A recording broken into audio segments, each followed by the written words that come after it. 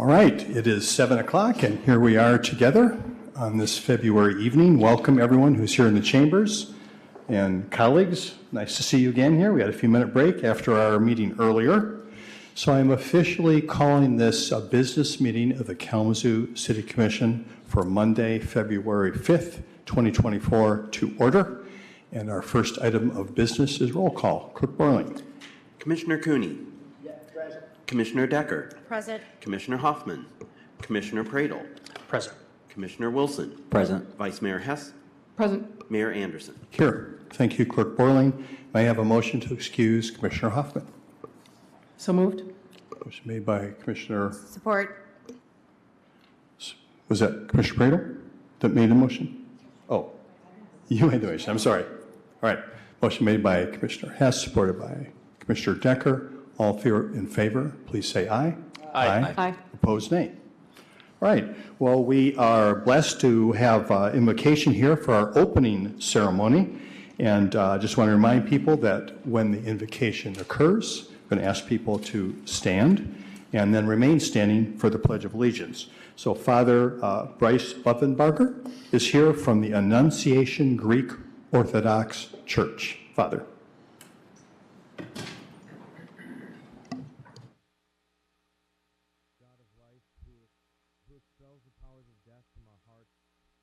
You, as one of your prophets said, have shown us what is good and what you desire, that we enact justice, love mercy, and walk humbly with you. In this month, when we celebrate the luminaries of freedom, justice, and healing, may we nurture those virtues in our hearts and in our city. May those things that oppose your life and love, the power of oppression, the power of injustice, the power of abuse, and all powers opposed to your kingdom of peace be driven away. Raise up those in our city who seek your justice, your freedom, and your peace, and may they shine forth as examples to inspire many to do the same. As those who seek these things, which are the treasures of your kingdom, join together in our city, may you extend your blessing upon our works, and may Kalamazoo be known as a place of flourishing, justice, and hospitality.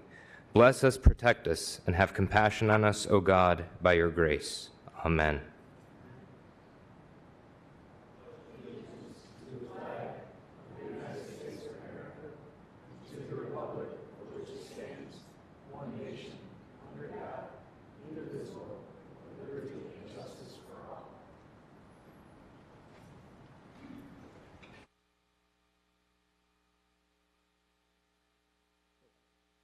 I appreciate getting started that way, and Father has been here with us before. I appreciate him taking the time to come back. We do have a proclamation this evening, and the proclamation will be read by Commissioner Wilson, and I will come down to the podium. Commissioner Wilson. Thanks, Mayor.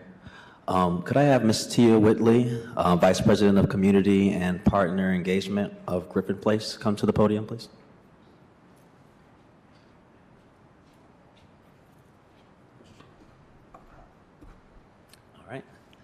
This is for National 211 Day in Kalamazoo, February 11th, 2024. Whereas every hour of every day, someone in the United States needs essential services from basic human needs to securing adequate care for a child or aging parent. And whereas 211 is the national abbreviated dialing code for free access to health and human services, information and referral, volunteer opportunities, and improving the way in which people learn about and connect with the services they need. And whereas Griffin Place, a nonprofit organization established in 1970, provides 211 services 24/7, 365 days a year, accessible to everyone. 211 provides services via call, chat, and text. All contact to 211 is and answered with respect, empathy, and compassion.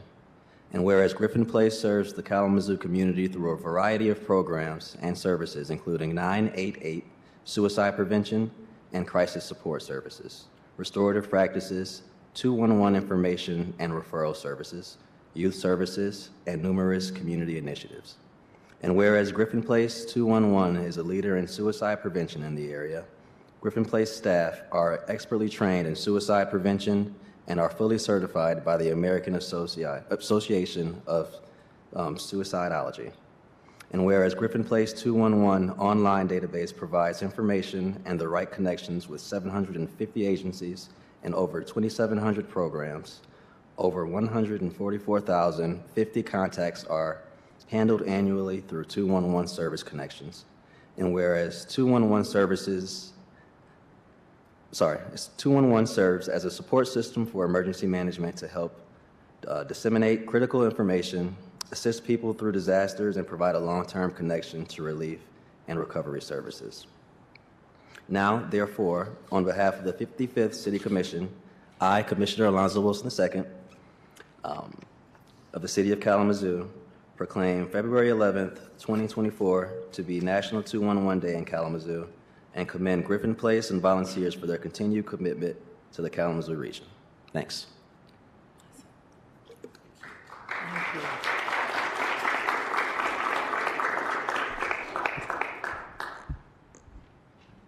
Good evening, esteemed officials and residents of the City of Kalamazoo. On behalf of Griffin Place, we would like to express our profound gratitude in declaring February 11th as 211 Day.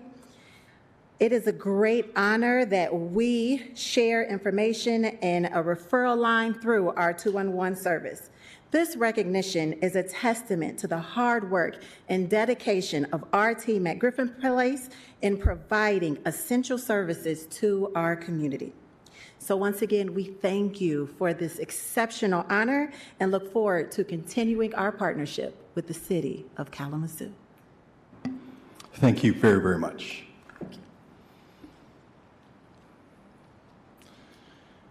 Commissioners, we are now to the point where we adopt the formal agenda. Is there any commissioner that would like to move an item from the consent agenda to the regular agenda? Mr. Mayor, I was hoping to ask to have G4 removed, which is the 3-year contract with the Detroit Cannabis Project. Okay, G4. Any other items, commissioners?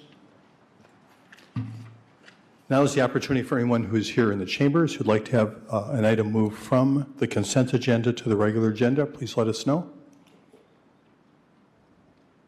All right, seeing no changes, and just that one item will be moved down.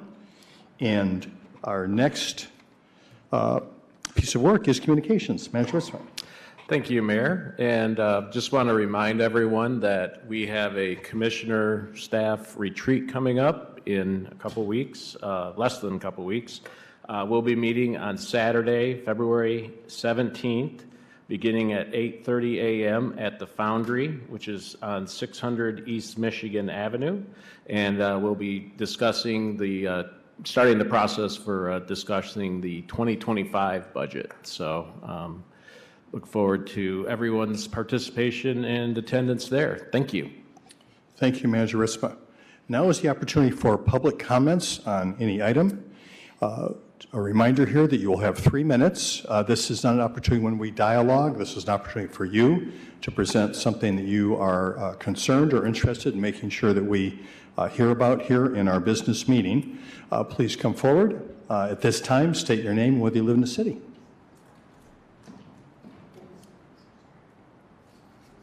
Mr. Mayor, I just wanted to make sure this was the right time to speak to the remaining budget item that the commission will be addressing. Yeah, this is fine, and we won't be acting on that tonight. Oh, that's fine. No, you can remarks on anything you desire. Thank you so much. So my name is James Marquardt. I'm a resident of the city. I live at 1408 Long Road, and I work actually down the street on East Michigan Avenue. I am here in support of the budget proposal for the $1.65 million for the Arcadia Festival site, for the redesign of that site. I believe the city has every reason to support its investment in the site, and the maintenance has been lacking in that site, we think, for many years. I am told that the city staff has investigated the site and that the proposed funding fulfills the purpose of the ARPA funding mandate, which is, of course, as you all know, community investments to promote and improve health outcomes and public safety.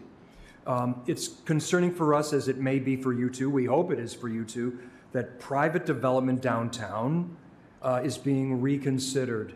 And we're very aware where I work because of the lack of maintenance and the public safety enforcement in a certain downtown public spaces.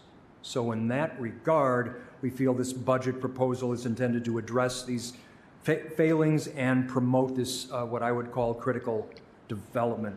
I believe the commission knows full well that it has an obligation to maintain public spaces when it has the money to do so, and you have the money.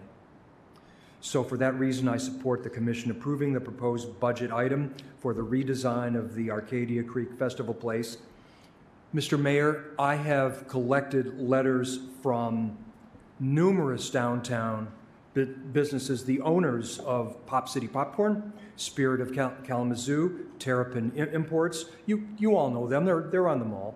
Ruggers Up and Under, the patent law firm of Huston and Sage, and corporate officers at both First National Bank of Michigan and TraStar. Mr. Mayor, I would like to provide those letters to the clerk at this time. Thank you so much. Thank you very much. Next, please.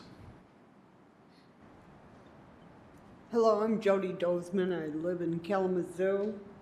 I'm working on the landfill over there. In time, we'll win the war against trash. In the beginning, trash was compiled. Now, separating the trash in our homes brings to the buckets the communities a better way of living. We're going to have to mandate laws and change the system. We can start by decompiling. I think clothes are a big one. And if you could get them separated, clothes and plastics, and they hold the mosquito water. It's just, they take up a lot of room. And I think you could make playgrounds with the recycled plastics.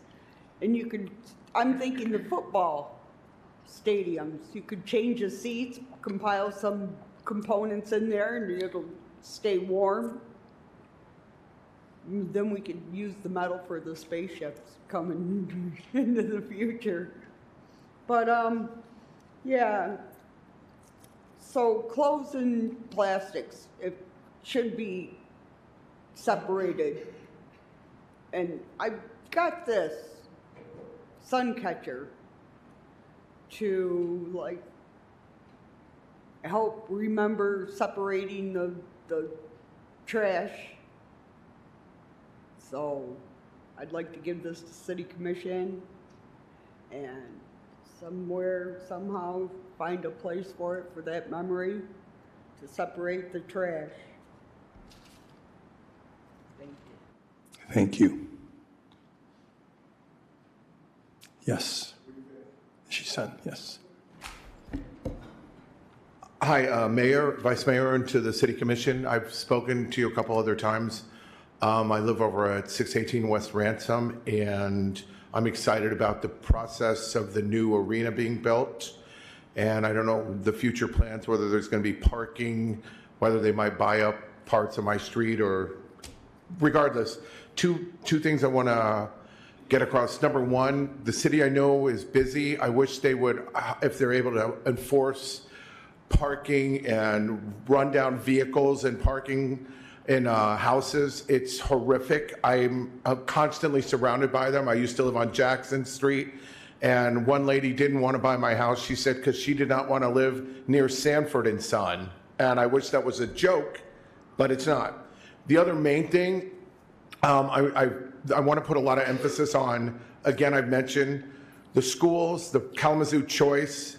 Promise, I'm sorry, has nothing, it's irrelevant unless the schools are good. And that starts with school choice. The vast majority of everyone, including minorities, us want a choice, not just a public school that in general terms that have been a failure. When I work for the Postal Service right now, and when some of the people I work with tell me their kids can't even write cursive, whether it's taught, there's, something good about Latin, teaching Latin, reading. There's no emphasis on it. And if the public school, as it is, and when I hear those commercials on the radio, constantly, the promise means nothing if the curriculum has been dumbed down and they can't even write their name, the cursive, they don't even know how to hold a pencil. I was terminated as a sub in 3 school districts in Grand Rapids because I enforced rules. I didn't allow cheating, I wouldn't allow disruptive behavior, and I wear that as a badge of honor because they didn't like someone like me to come in and say, you're not going to do this. You're not going to get away with this. And I just think it's horrific when you see people on the street, a lot of the homeless people, I feel for them, especially the veterans.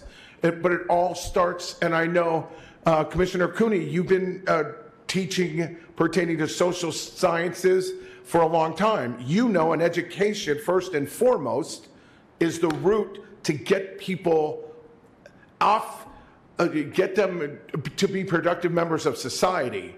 And if somebody, I'll just close with this, if somebody said you could only shop at Walmart or Meijer or Harding's, and if you wanted to go to another store, you had to pay extra, that's what they're asking people that just want a choice. If there's only a Burger King on the street and they're charging $10 a hamburger, once the other hamburgers stands open up, that'll make it more competitive. Thank you for your time. Thank you.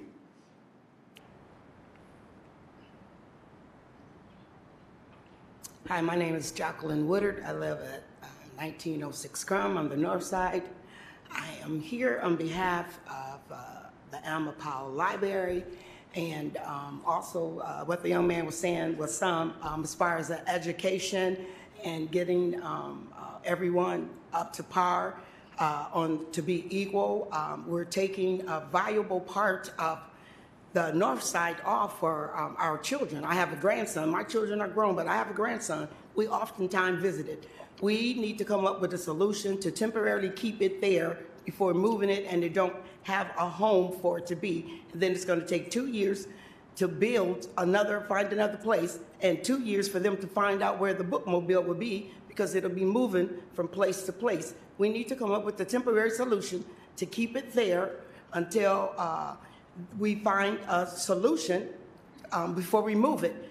The cards can have a magnetic swipe on the back, and that they can swipe into the library. That will keep privacy down to the library. I think it's horrific that they will choose to take a library out of a building where there's kids there every day.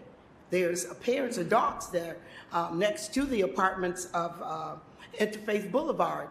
There's programs there that send the kids there to utilize the library. I utilize the library when my computer's down. When I take my grandson there, I was there on Saturday, and it just hurts me to see that it will not be there, and those children are just going to be like just wandering around trying to find a place when they already had a home. We need to think more about this money that we're putting in other places. Is it worth taking some and adding to a temporary solution, or a temporary solution regarding the library there before looking for a building or a place to build a new one? I think we need to think about the future. The future is not to take the library out of its surrounding, out of its home. So I just stand to let you know that's not a viable move for me and Northside. Thank you. Good evening. My name is Maddie Jordan Woods. I live at 902 West Patterson. I am a homeowner, a business owner, and I too am here tonight to talk about the Powell Library. I understand that the commission cannot get involved, that there's two, but we all are individuals. We all know people who are on those boards. We all know people who give money to good causes. I was told at the Thursday meeting, oh, we can't look at putting 2 entrances in the restroom because it may cost over hundreds of thousands of dollars. I'm sorry. We spent $1 million for 3 months to rent a hotel when we felt the homeless problem was a problem. I hope that all of you individually will talk to the people you know and talk about, we are in the middle of a school year. We are talking about that the kids are our future, that Kalamazoo is development ready. Being development ready means that we do not, under any circumstances, allow our kids to be displaced. If it is money that is needed, I am asking this commissioners, anyone listening, that you contact both of those boards and say, look, ask the community to help you come up with the money to put a bathroom and 2 separate entrances. Until you do that, we cannot sit here in this city and talk about we care about kids and we want kids to be safe and we want kids to learn and we want them to stay in Kalamazoo. When we let things like this happen, all of us individually, my mother taught me, as an individual, you have a moral responsibility to make sure that other people are better. Well, those kids can't talk for themselves. I am retired. I thought I'd be eating crab legs and not being up here, only coming occasionally. But you know what? Sometimes you got to do what you have to do. Thank you very much. Thank you, Maddie. Yes, next, please. For my prepared remarks, I had a wonderful opportunity earlier. My name is Caleb Leonard. I am a new resident in Kalamazoo. I'm very happy to be here. I'd like to introduce myself to you because I'm hopefully going to be able to assist you and as member of the community in making the city a better place for my son and my mother as we have moved here. My family has a long history in Michigan. My mother's father, my grandfather, grew up in Kent County over in Grand Rapids. He was killed in Vietnam in 1971, and he remains missing along with 57 other missing Michigan veterans, or men, and their remains are still in Vietnam. I just wanted to mention that. She raised, my mother, can't brag on her enough, she raised 5 children as a single mother while going full-time to school in a journalism program up in Big Rapids. She took me to my very first city council meeting when I was 6, and I took notes. And I was just super excited because I had the great idea that maybe we could save some of that sand from digging the well and spread it on the roads and save a little bit of money. You know, just a little bit. It wasn't realistic, but I was 6. It was great. I spent the last 20 years in various positions in the military as an engineer.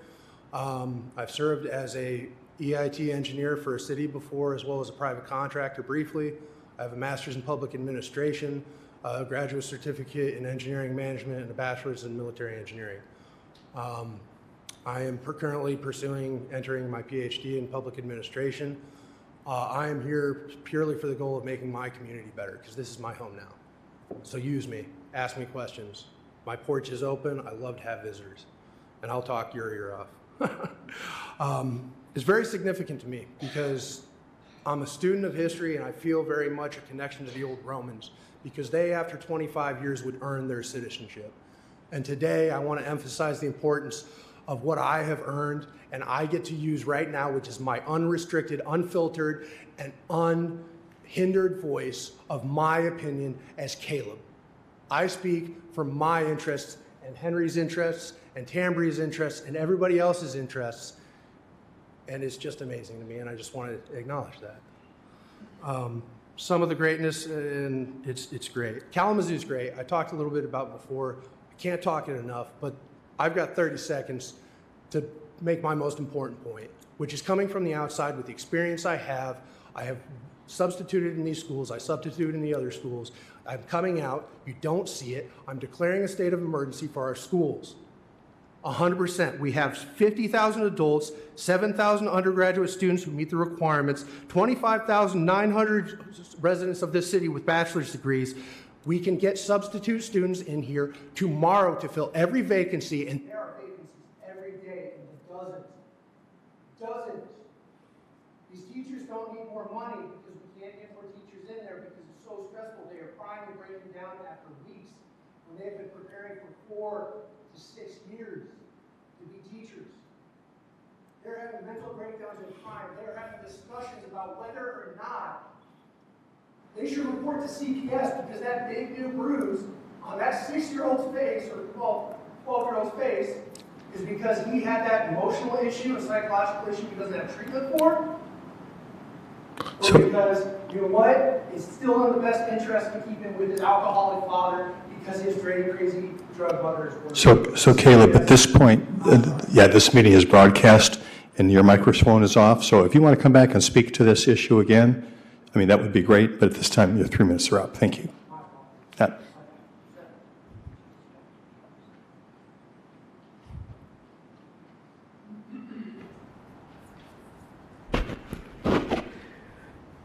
Hi, my name is Tina. I live in Southtown neighborhood.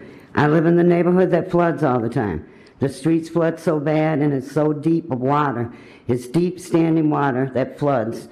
And then it sits in the streets for days, at least 4 days. We can't get in or out. A lot of water comes up from the storm drains in the street because they are failing and backs up from the storm sewers. We also have a high water table, so destroying our last natural green space, Lake to Stockbridge, is the wrong thing to do. For if you have ever experienced flooding, you can only imagine the sinking feeling of watching the rain pelting down, how it feels to watch the water come up in the streets at both ends of your street. Then it comes up in your basement inch by inch, foot by foot, not knowing when it'll stop and at what level. You can't run water, you can't flush the toilet, you can't take a shower, for it will come back up in your drains in your house. Worrying and waiting to see if the water will recede. And when we are in a severe climate change and flooding will become worse, the next flooding episode will become more extreme than the last. When are you going to start caring about the environment, the trees, the mature trees, the wildlife? What about creating protected green spaces in Kalamazoo, in every neighborhood? Green spaces are very important. Mentally and physically, they're relaxing. They help with the air we breathe. We have a failing infrastructure in our neighborhood. Just a couple of weeks ago, someone was out in front of my house on Lake Street, and the sanitary sewer was off. My neighbor stopped and asked him if he was fixing the sewers, if the city was finally fixing the sewers. He said no, just the gas lines. But that sewer and infrastructure, he said, is failing and needs repaired. Said that they were in bad shape. We have all noticed that if you are wealthy and live in a wealthy neighborhood, you get better treatment from the city of Kalamazoo than if you are in a poorer neighborhood. For if you are poor, the city will do as little as possible for you. We are not worthy of the city's time and effort. And as far as the ladies talking about the library, I work at Interfaith in Fox Ridge during the summertime. I feed those children. Why would you close that library? Those kids need somewhere to go to keep them out of trouble. And as far as schools, you can only teach what a child will listen. You got to help at home. Parents got to help too. Yes, it's very stressful calming those kids down. I mean, I'm a lunch lady. I've been there for 20 years. I've seen a lot of stuff, even with little kids.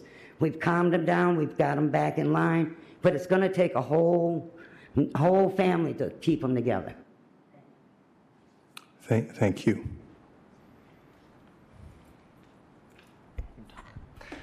Hello, Commission. My name is Tristan Jessup.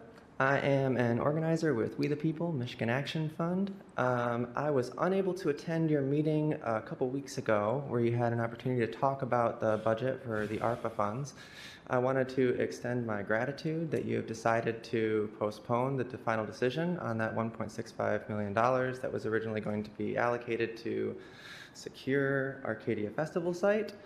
I believe that there are many other far more important things that money can be allocated to help the people in the city, as opposed to trying to, well, I won't get into it. But I feel like there's a lot of things that people in the city of Kalamazoo could benefit by those funds, and I think that this is an opportunity for the commission to meet with the people of Kalamazoo, to sit down and have conversation with how the issues are affecting them and figure out what the people of Kalamazoo want this funds to be allocated towards. So I've actually sent emails individuals to each of you. I'd really like an opportunity to meet, and we've got dozens of folks who I've been organizing with who are affected by the housing crisis here in Kalamazoo and the state of Michigan, and they want to have an opportunity to talk about this with you guys. So if you could get back to me about that, my email is tristan@wethepeoplemi.org. That's TRISTEN at wethepeoplemi.org. And I look forward to those conversations. Thank you, guys. Thank you. Good evening, Commissioners. I remember when we got 4 minutes. It didn't seem that long ago. Now we're down to 3. We also had multiple public comment times, too.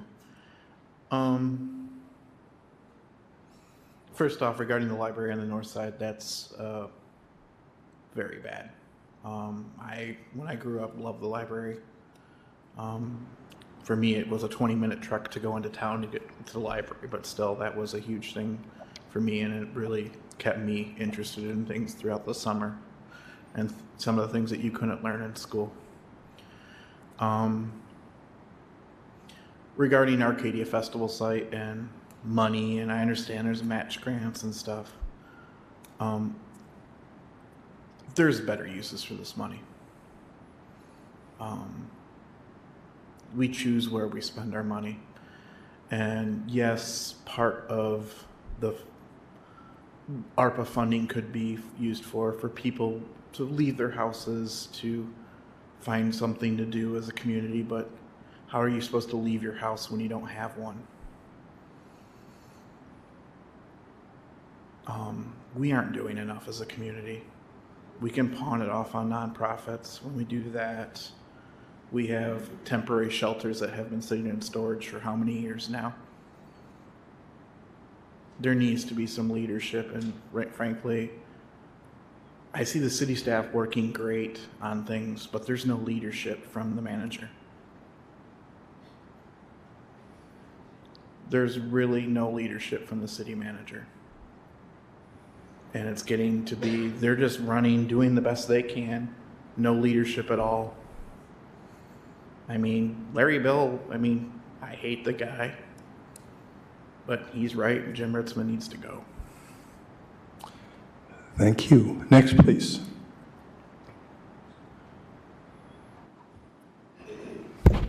Since we're on Jim Ritzema, my name is Kay. So Jim Ritzema, the city manager, decided to take away the call option for the city meetings, and none of the commissioners opposed it. Did you all hear David Boysen at the that meeting for the report card where he used black on black crime stereotypes? I will elaborate later. But the call-in option, why was it not considered solely on the basis of accessibility for everybody, including the disabled community, to be involved in politics, but also for the working community who keeps the city going, who are working 2-3 jobs just to make ends meet, including working for Kalamazoo Public Schools? I digress. Please make sure your New Year's resolution is to put the Black community's interests first. 67% of Black households are living on a bare bones budget compared to 33% of white households. And yet the city decided to start penalizing and shutting water off for late payments during a COVID-19 spike, arguably worse than 2020. I know there is resources to help pay, but the hoops of discrimination are an all-time high. It's okay to accept that the city has relied on charity to seem progressive and to keep people's head above water, which is clear with the ALICE statistics. And to begin to question those that you hired to advise you run this city in administration, Jim Ritzema, are predominantly white. Please do your due diligence and start questioning those that facilitate the information to you. Gun violence is a huge crisis in the city because of the terrible living conditions in Kalamazoo Public Schools. The school-to-prison pipeline, the super underfunded rehabilitation program in Kalamazoo. It is easier to get a criminal charge in Kalamazoo as a student or a Black person than it is to receive counseling or long-term mental health support.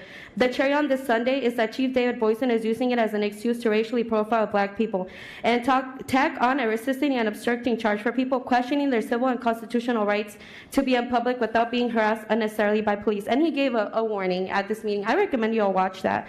Kalamazoo Public Schools had hired a promising superintendent like Dr. Rita, but when she began to do her job to support students, there was bullying from the school board trustees, namely Patty Scholler Barber. I can say that with certainty. Trustee Maddock left after being quoted expressing her disappointment with the situation. What the children need is support, tools, social emotional learning, access to resources, funding, teachers.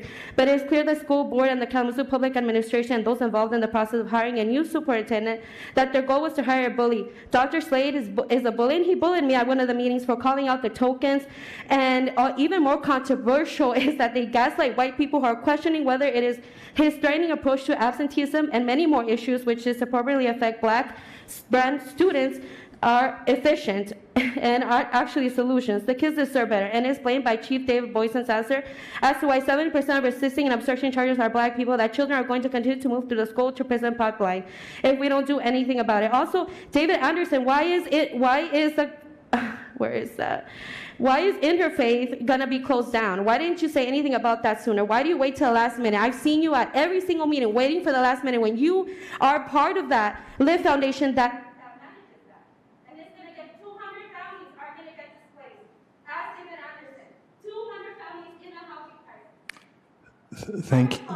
Thank you. Anyone else that want to take advantage of this comment period?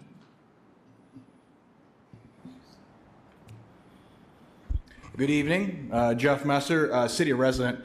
For those of you who missed the 5 p.m. committee of the whole meeting, the $1.65 million in ARPA dollars is currently going to appear on the City Commission's agenda for final approval in 2 weeks. Chris Pradle and David Anderson have indicated their support for that funding. We only need 2 more commissioners to actually use that money. If the commission is going to listen to the downtown business owners like Spirit of Kalamazoo, Pop City Popcorn, and others who had submitted letters to the city clerk. You can request copies of those letters through the clerk's office, Traystar.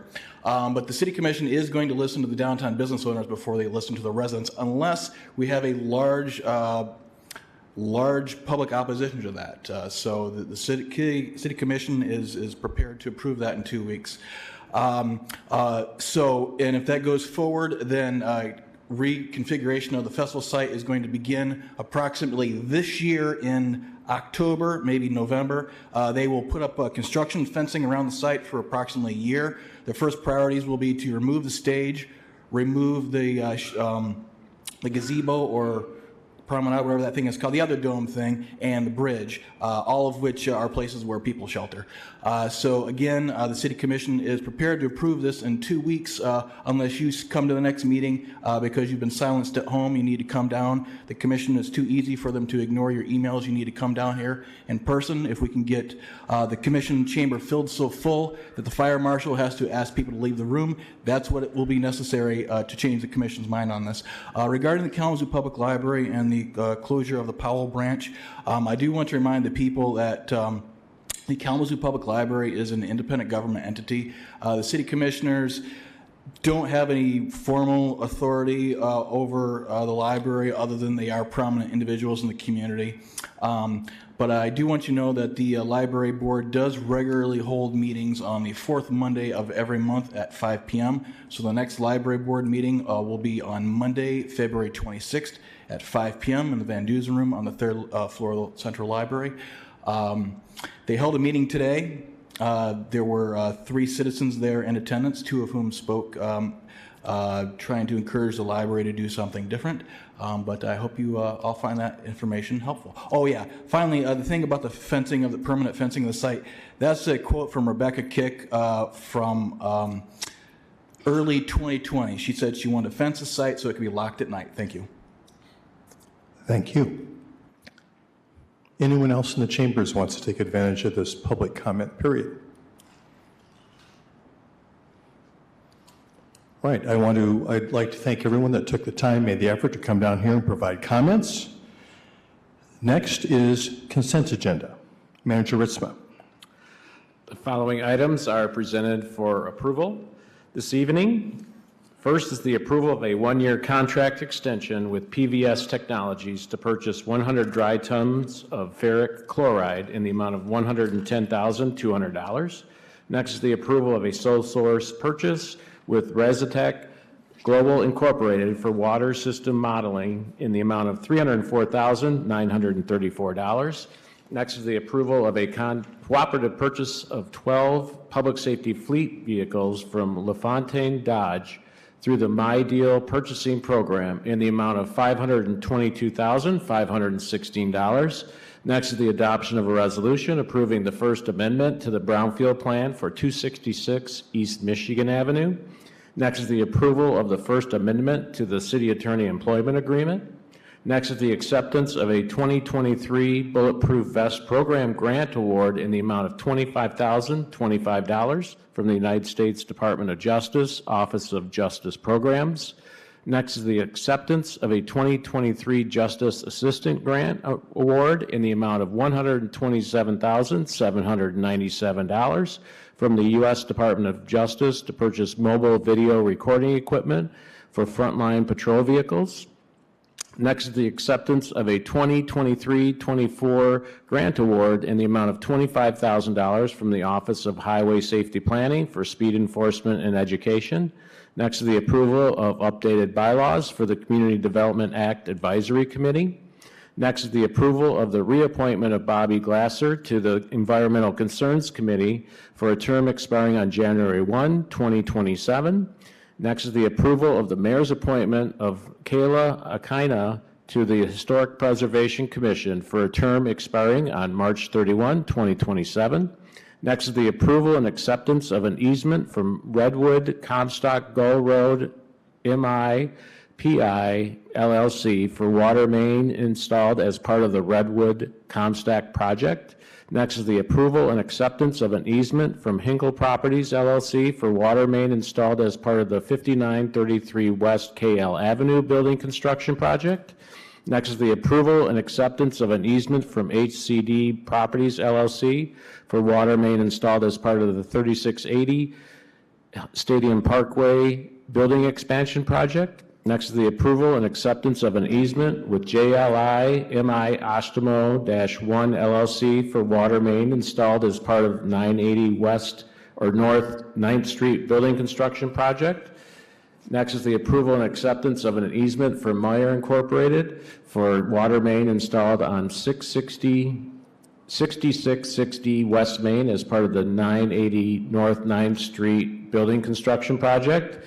Next is the approval of an easement agreement with Consumers Energy for oil and gas service to 4015 Elmo Drive.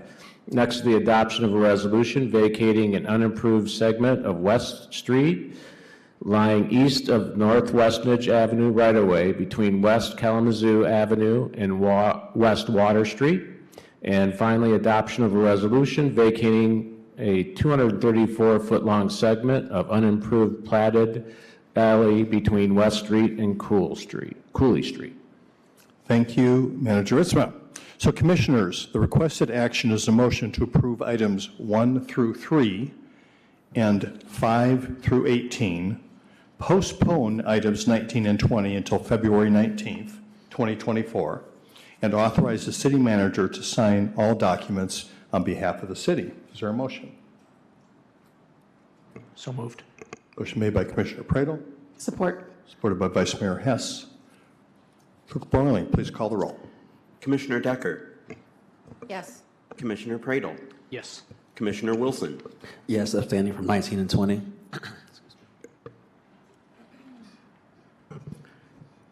Vice Mayor Hess. Yes. Mayor Anderson. Yes. Commissioner Cooney. Yes. Thank you, Commissioners. Items on the consent agenda are approved. Manager Ritzma. Item H1 on the regular agenda, approval of a contract with Aldi Dosa Associates Incorporated for water system corrosion control improvements in the amount of $6,037,000. I see Director Baker in motion. I presume there is He will be coming forward to give a brief description of what's being asked to be approved tonight. Nice to have you here, Director Baker. Thank you, City Manager. Good evening, Your Honor, Vice Mayor Hess, the City Attorney, City Commission. Just want to give a brief overview on this optimized corrosion control project, kind of what is optimized corrosion control, and kind of talk through what some of the project goals, project deliverables are, and then some ongoing, detailed program monitoring.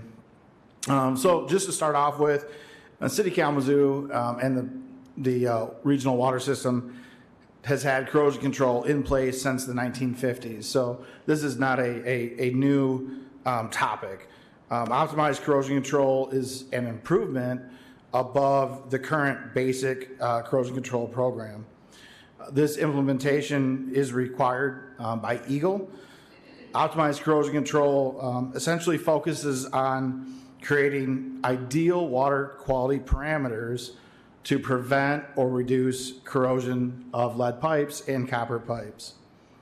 Engineering controls, station automation, robust, durable improvements, and ideal phosphate and pH blends specific to water chemistry and detailed monitoring programs are part of optimized corrosion control. This recommendation was prefaced by 7 years of study, analysis, review, and approval by Eagle going back to 2017, where we completed first a desktop corrosion control analysis. We implemented a partial implementation of these corrosion control recommendations in 2018. In 2021, we signed a milestone schedule with Eagle concerning this corrosion control implementation program. And then in 2021 through 2023, we conducted a series of process analysis and studies to determine solubility of lead in the recommended corrosion control solution, as well as station trials where we actually took a pipe rack and took service lines, steel, brass, iron, galvanized, lead, all types of metals, and subjected them to the ideal corrosion control chemistry. There are some additional benefits of optimized corrosion control. That includes aesthetic water quality concerns from low levels of iron. So there is a iron sequestration benefit that does also come with corrosion control. That being said, we do have portions of our system that have high iron, mainly kind of in our beltline districts that are kind of southern along I-94, neighborhoods such as Millwood, Southwestnage, Old Colony, and going out into Oshawa Township. Those areas would need improvement from ongoing and continuous capital improvements. The Optimized Corrosion Control Program also includes detailed monitoring plan, whereas we've got a selected phosphate blend that is dosed at a safe level at the station. That's controlled with engineering controls and dosage and residual monitors at the station. There are daily tests that have to occur both at the station and out in the distribution system as well. In addition to that, we also have our back-to-back lead and copper monitoring programs, which the city has been on since 2018, where we go through continuous 6-month monitoring periods. So we monitor from January to June 30th, and then from July 1st through December 31st. We're also looking for participants in our lead and copper program. We just recently sent out over 500 letters to specific addresses within the Edison neighborhood. We'd like to have more of a presence in lead and copper program monitoring in Edison. So we have homes that we're looking for. Basically, we've got to have a lead service line. So that's why you'd be in the program. We've sent letters out. If you've received one of those letters, please contact us and see if you can participate in the program. All of our program participants that participate in our lead and copper program receive $50 credit for their water bill. So that's a added benefit of program participation that we help to compensate folks for that service. So that's my brief introduction, and certainly if there's any questions, I'd be happy to answer them, Your Honor. Thank you very much. Very thorough, Director Baker. Are there questions for Director Baker? Commissioner Decker. Thank you, Mayor. Thank you, Director Baker. Just a quick question on this. So regarding when does this need to be completed? Because I know Eagle has a requirement. So when did our clock start ticking? So our clock begins when we receive the Part 399 permit from Eagle. We do not have that in hand, but we expect that shortly. So should the City Commission approve this contract, there's things that can happen so the contractor can order equipment, we can start the submittal process, and we can start moving on that contract. But we have 400 days to get this entire work scope complete once we receive that permit from Eagle. Okay. And with LD Doxa and Associates, Inc., they will be able to get that done within 400 days. hopefully there's something written within a contract to where there would be penalties on their end if they don't complete that within that time. Correct. We are confident that the contractor can meet that 400-day requirement. Okay, do we have any safeguards if they don't? Is there something written in the contract that they? We have City Kalamazoo purchasing policy on contracts and everything. So there is a hard date set in that, and there are requirements for that completion. Okay, thank you. Thanks, Commissioner Decker. Other questions for Director Baker? All right, very thorough. Thank you so much. Thank you. So seeing no more questions from the commission, is there anyone in the audience that would like to comment on this item, that's particularly this particular water system corrosion control improvements contract? If so, please come to the podium and you'll have 3 minutes.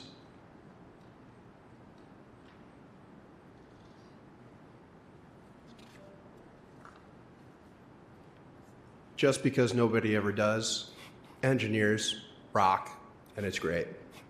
Thank you. Thank you for your comment. I think we probably support that 100% up here.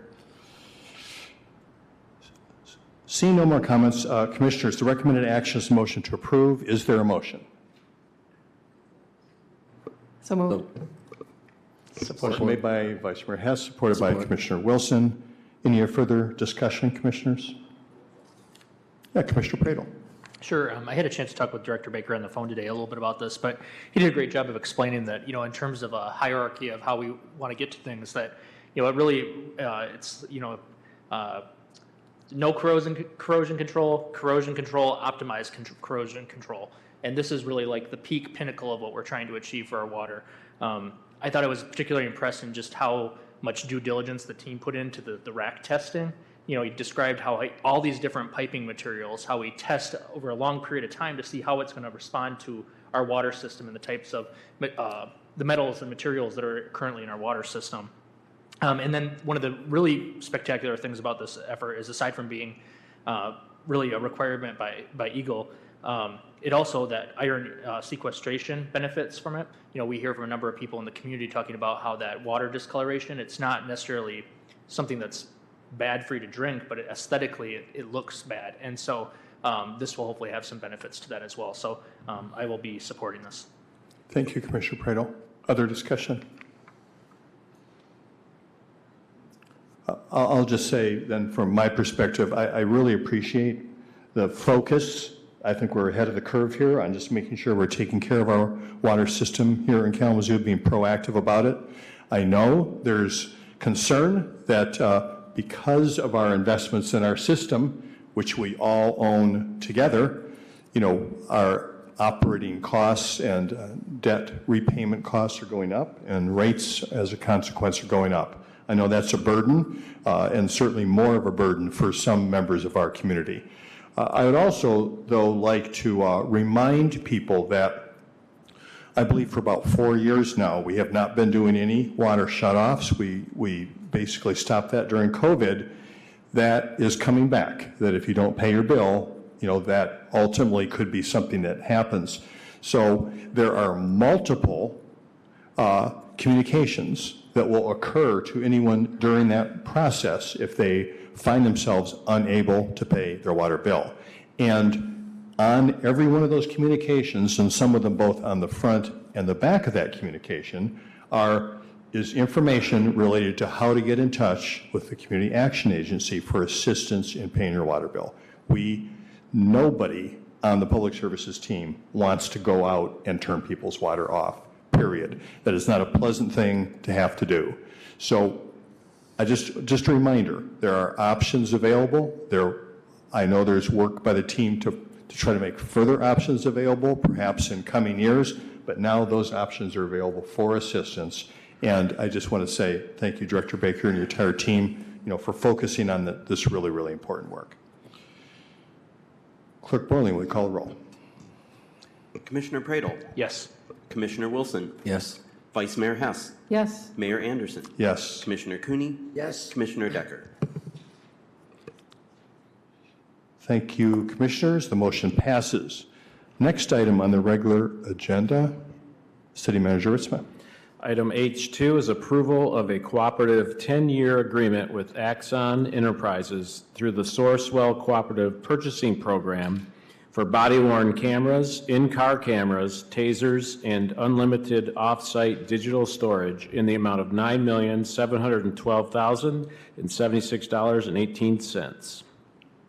Thank you, Manager Ritzma, and I see we have Yes, our Chief here. Chief Boyson is here, and I believe a representative from Axon. So Chief has a brief presentation to explain what's going on here. Thank you, Chief, and welcome. Thank you, Mayor. Good evening, Vice Mayor, Commissioners, and leadership. I got with me Jeff Matthews from Axon. He's here also to answer any questions, especially on the technical side, that I might not be able to if you have any. What we're looking at is replacing our legacy body-worn camera and in-car camera systems. And right now we've had in-car, this is nothing new, we've had in-car mobile video cameras in there for almost 20 years, a little over 20 years.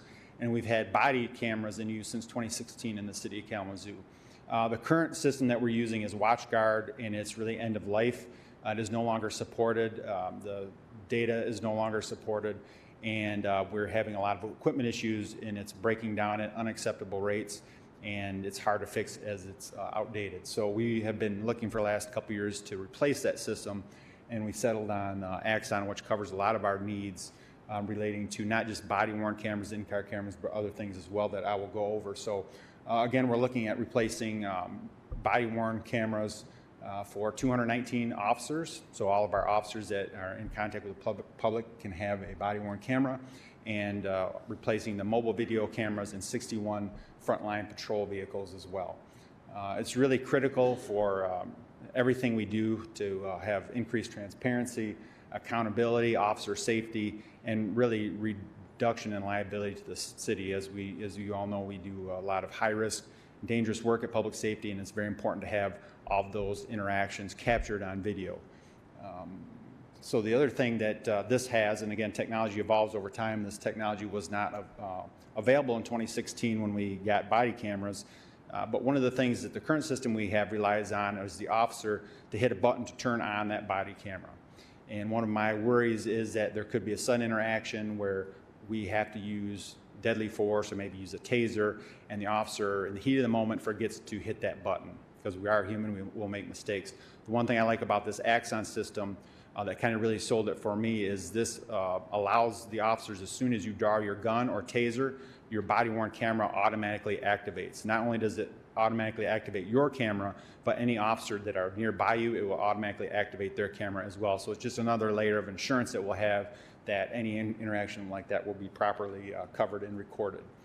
The other piece of this is not just body cams in car and body cameras, but our tasers. So we're looking to replace and upgrade our tasers. We have had tasers again for almost 20 years, have been in service. The taser that we use right now is becoming obsolete and outdated. And so there is a new product that we would get with this, would be a Taser 10. Tasers are very important it's an energy, conducted energy weapon that we can use to, is another force option. It's an intermediate level of force. So from empty hand controls to strikes to firearms, it's in between that we can use another means to safely get someone in custody. The new tasers are, and if there's any specific questions, I'm sure that Jeff can talk more on that, but they're a little bit more reliable than the current ones. One of the problems that we have in Michigan is that in winter we wear heavy clothes, and sometimes those tasers don't properly activate because of the thickness of the clothing, and so the success rate on them is not as much as the new products are. They're a little faster, a little bit more accurate, a little better range. And so we're looking to really upgrade that to make our officers safer and the community safer, because again, it's a good intermediate, less lethal option that we have. Additional features that will come with the tasers, the virtual reality training is very important, so it will be incorporated with the virtual reality training platform. that we can use different scenarios, and especially when it comes to the de-escalation techniques, we can practice those in a virtual environment, which is much more efficient than tabletop or just talking about them. The other thing that is important about this, it's a 10-year program, 10-year contract, and we all know that technology, everything's changing, but every 2.5 years, the body-worn cameras will be automatically upgraded to the newest model, and every 5 years, the in-car cameras will get upgraded. So we'll know that we'll constantly, the men and women out there will have the latest and best technology for the next 10 years if we agree to this contract. And the other thing that is nice is throughout the life of this 10-year contract, all this equipment will be under warranty. So if there's problems with the camera, the systems, we won't have what we have now. We'll be able to get those replaced. The other piece of this Axon program is another layer to this. It's our My90 community survey tool. That is an Axon product that will be part of this overall package, and that to me is very important to be able to capture feedback from our community about how we are doing, whether it's a call for service, post-call for service contact, or from traffic stops. That feedback is very important to see, again, how the men and women are doing. Also, the other piece of that is we can hear from the community on what their top public safety concerns are. So we're making sure that what we are doing is aligning with what the community wants us to do and wants us to focus on. And all these results that we have from the My90 are updated monthly on our transparency page on Kalamazoo Public Transparency page. So it's a very important tool, and we definitely want to keep that going. The other big piece to this, and this has been a problem that we've struggled with for the last several years, is data retention. So digital evidence, currently how we store digital evidence is on premises in servers. So that's a lot of hardware, and there's limited capacity to those servers. So right now we are operating at 96% capacity on our data. So you think about every body cam, every in-car camera, we have to retain those for 63 days, unless it's a crime that we retain a longer prior retention policy. But that's a lot of data, not just from in-car cameras, body cameras, digital evidence, cell phones, all these things. There's more and more digital evidence involved in criminal cases than ever, and that grows exponentially every year. It's getting more and more as technology improves. So we're really struggling with data retention. So this will allow us to store data, unlimited data in the cloud, and it's backed up continuously, and it's also criminal justice information services compliant, and that's the federal FBI standard on how we retain data. So it's all compliant with that. And again, it will solve our data retention for the next 10 years. So it's very important. And the nice thing about doing the 10-year contract, it locks those rates in today, because we all know that that's only going to get more and more expensive 10 years from now. I have no idea what that's going to cost, but I'm sure it won't be less than what it does now. The other thing it'll do is it'll increase our efficiencies too, because again, data drives so much of what we do and so much of our cases that we present to the prosecutor's office, and this will allow us to share digital files with the prosecutor's office and other partners much more effectively and save a lot of time than right now we copy it on a disk and burn it and then have to run it, hand carry it over there. This will be much more efficient. So there's a lot of pieces to this. I'm happy to answer any questions, or if there's any questions that Jeff can answer for you. But again, it's a very important tool for our day-to-day function. So thank you. Thank you very much, Chief Boyson. Questions, Commissioner Prado? Sure. Thanks, Chief. Appreciate the presentation on this. One of the questions I had, it just made me think back to 2020. And I remember one of the things that community had just expressed some concern about was that I remember at the time the crowd control gear made it such that it was difficult to have the body-worn cameras. And I was wondering if there's any thought on that, or how multiversal it is to make sure that we are equipped if there were to be an incident in those kind of circumstances again. Yeah, thanks, Commissioner Prado, because you just reminded me of the one point that I forgot to bring up too. So one of the things this allows us to do capability-wise that we didn't have in 2020 that I think will be very important is this allows us to remotely view live footage streaming from the officer's body cam. So if we have an incident back from a command, whether it's a use of force incident or a situation like what you're talking about in 2020 with a crowd control, we can monitor those body cam feeds live from the command post or headquarters, so we can better direct our resources and intervene if we see things that need to be changed or improved. So that's very important. And also our policy change that we have to make sure that you have that camera mounted on your exterior uniform, no matter what that uniform of the day is, whether it's crowd control or your community policing uniform or your day-to-day uniform. So thank you. I noticed also, just looking through the packet also, that there's about a little over $400,000 savings on this as well by entering into a 10-year contract versus a smaller year contract. Is that correct? Yes, and again, it locks those prices in now long-term, which I think would be a benefit also. Okay. And then the last thing, this might be kind of a bizarre question as well, but I know we've invested quite a bit in new motorcycles and officer bikes and whatnot. Are there any kind of video capabilities for those as well, you know? Yeah, they won't have like an in-car camera system, but they will be wearing their body cameras, whether on bicycle or on the motor units. Gotcha. Yep. Yeah, thank you. Thank you. Thank you, Commissioner Praedel. Yeah, Commissioner Wilson. Thanks, Chief, for the presentation today. So you mentioned that the body-worn cameras are triggered by the officer pulling either the taser or their weapon. One of my concerns, you know, as you mentioned, in history, we've seen officers either forget to turn on their camera.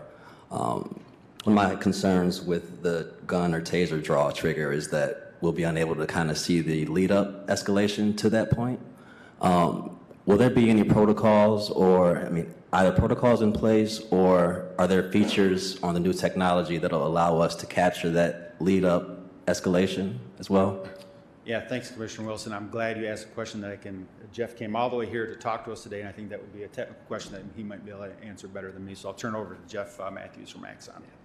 Thank you. Thanks, Chief. Thanks for the question. 100%. So there's a variety of methods that can account for that. The specific thing you're asking about is what we call pre-event buffer. And so you can go 30 seconds up to 2 minutes prior to the camera being activated in any manner. So one of those triggers that Chief mentioned, manual activation on down the line. There's also something that we have that's called video recall. So that's something that, let's say the camera didn't get turned on for some reason. They can take it and hand it to one of the command staff, and they can manually take off some video that's on there up to 18 hours of record time. So that's done. They aren't automatically uploaded, but it's a safeguard. It's another fail-safe, so that the chief and the whole department can continue that transparency for you. Thank you. Yeah, good question. Other question? Yeah, Commissioner Decker. Thank you, Mayor. I just kind of wanted to elaborate on Commissioner Wilson's question. So, our police officers, the body cameras are always on whenever they're interacting with our community, correct? Yes, that's our current policy. That will stay the same. So when you're in contact with the public, you have to have your body cam activated. Okay. So can you explain a little bit more about what you mean when you say, because I think you're elaborating, Commissioner Wilson, to say, believing probably that the camera wasn't on and it automatically comes on when you pull it out. So it should already be on, right? Yeah, it should be. I'm just saying in those instances that, let's say, the example I give when I speak to departments and things like that is the majority of the time the camera's going to be activated for the officer. Let's say they're standing outside their vehicle, right, at lunch, not thinking anything's going to happen. Camera's still powered on, right? So it's still recording in that and then overriding itself, and that's the pre-event buffer and that's the video recall that I mentioned. If someone just comes up and starts going hands-on to them, they're probably not going to get that activated until later on. Let's say it's 5 minutes before they're able to get to their taser or their weapon, should they need to, right? Hopefully they don't. But then they would be able to go back and grab that instance, the occurrence before that pre-event buffer kicked in. So the camera would still be on, it's just given that further safeguard. Again, that is an exception rather than the rule. The camera's going to be on when they're on their shift, and in an occurrence like that, the camera's going to be activated for them. That's just a fail-safe that we have back there to make sure that they can get a video should they need it. Okay, so if I'm understanding, the camera is always on. Correct. Okay, the camera is always on no matter what. And it's always, and essentially, when it's on, it's recording, right? It's just automatically overriding itself because if let's say they're just sitting in their cruiser, they don't want that to manage from a digital evidence management standpoint until it's activated, and then it'll go back from that buffer, whatever they set it at, because that's an agency setting, and that's when it starts to save that video. In the instance that something's needed prior to that to show further what led to that instance, that's when the video recall comes into play. Okay. So you talked about if they needed to hand it to the supervisor to extract the information. with everything being saved, That's only Everything the is- exception. okay, Yeah. so everything will be saved no matter what. Right. Yeah, so anytime it's activated, that's going to be uploaded, whether it's via dock, wireless, however they decide to do those settings on that. So everything's going to be saved from a evidence retention standpoint. And that's Exxon Body 4, is that what that is? Exxon Body 4, yep. Exxon Body 4.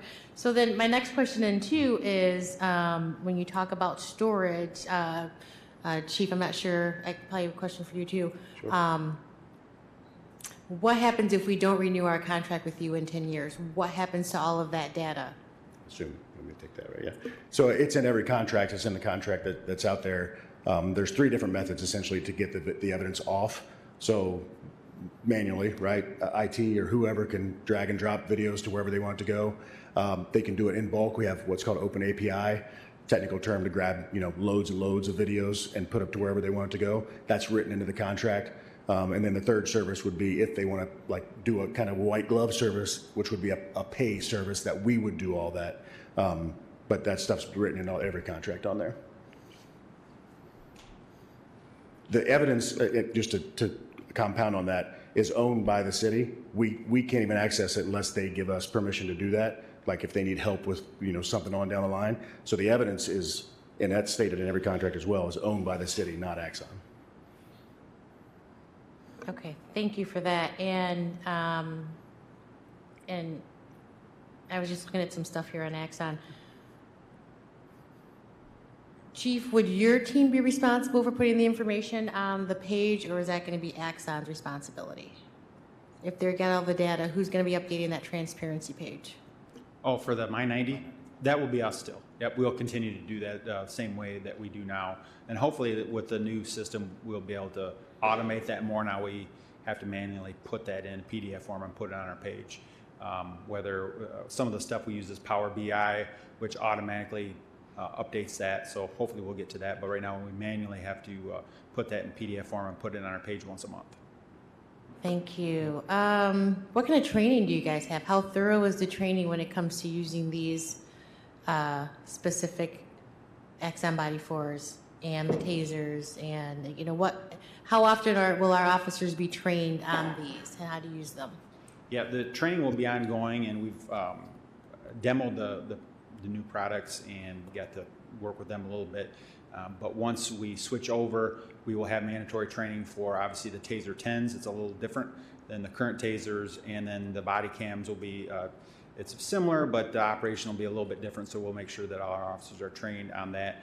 One of the things that the officers have to do is, it's not just recording all the time. When an incident is done and they stop it, they have to put in notes, put in a case number, put in the type of call, all that stuff. So when we go to pull that data, it's all in there and easy to find. And so we'll have to be trained in all the use to make sure that they're coding things properly and it gets entered the right way. Okay, thank you. Yep. Thank you, Commissioner Decker. Commissioner Praedel? Just had one other question as well. I know the past, it sounds like it's been a pretty labor-intensive process for the city attorney's office, but even for FOIA requests related to body cam footage. Will this kind of help with that and expedite things like you were describing for the prosecutor's office? Yes, not just for that, but again, for FOIAs and extracting data. And a lot of times that we have to scrub some data to some of the stuff we can't release through FOIA, and this will make the process much quicker and more efficient than our really labor-intensive process that we do now to produce these videos. Cool. Thanks. Other questions, commissioners? Thanks very much for being here. I appreciate that very much. And I just want to say, that this is something we've been intentional about in terms of transparency. I think is very, very important. It doesn't come for free. I remember back some years ago talking about the challenges of all the data and how you're going to keep it and save it and access it, which can seem to a non-IT person rather overwhelming. And I'm glad to hear that we're making improvements in that department as well. Just out of curiosity, with a new system, it seems like you always are in need of some real-time tech support. How does that work, as this equipment is being put into place and might run into some challenges or working with it? How's that written into the contract? So there's many layers to that. To your statement there, essentially, there's a 24-hour helpline. Regardless of time of day, it's less than a 30-second wait based out in Scottsdale, so they can help troubleshoot any items that are going on. The department's also assigned a dedicated CSM, Customer Success Manager. They're there, she's there, it's Mary Dunn, that's her name. She's there to help with any ongoing training issues and or RMAs, like returning of equipment, things like that, the service-related items and things like that. And then to the training for Commissioner Decker, we have retired law enforcement that come out and do that training, the end-user training, so that they're all up to speed on the hardware itself, on how it operates, differing from the current hardware. So there's training, there's support, there's 6 different levels of services, as we like to say, with the online help center as well, that's there nonstop for the PD. Appreciate it. Thanks so much. Any other questions come to mind? Commissioner Decker.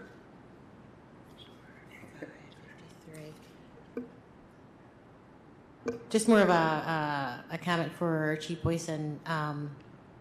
So these will be putting into the car cameras are going to go into the 61 vehicles.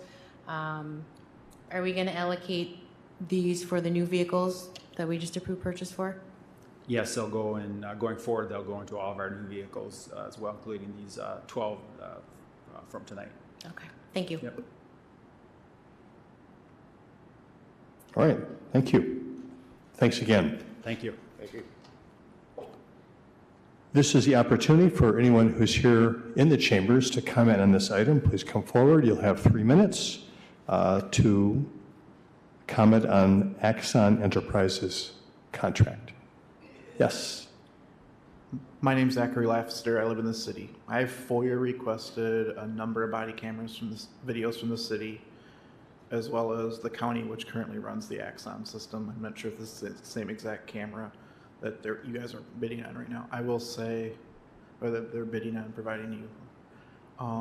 I will say the current camera system, I've FOIA requested video from incidents I've seen myself where the body camera has failed during a physical confrontation with an officer. I will also say the current cameras do very poorly in low light situations. The Axon one seems to do a lot better. And the field of vision's a lot better than the Axon ones. But just like any tool, this is just a tool. And if we want to be transparent, we have to be intentional about it. And that's really up to leadership if they want to actually be intentional about being transparent. Thank you. Thank you. Anyone else want to comment on this item? Good evening, Jeff Messer, city resident. I did not have the opportunity to read the agenda report for this item, but I'm wondering if this vendor provides any non-lethal weapons other than the tasers. Some communities, they have, I don't know what it's called, but they have a non-lethal weapon that shoots out something like a 7-foot-long bungee cord and then wraps around the person a couple of times. So it has a laser level and you like shoot it at the chest or something, and it would wrap around the person like a lasso, so their arms would be immobilized. You could do it at their legs too. So maybe you can ask the chief why tasers have been selected as a non-lethal weapon over other alternatives. Also, I'd like to know how the new data warehousing operation will interface with the Fuchsia's surveillance network. Will any Fuchsia's Amazon Ring video be stored on the new unlimited storage facility? Thank you. Thank you. Anyone else wanted to make a comment on this item? Okay, seeing no one. Quick question, Chief, you have any information on those questions?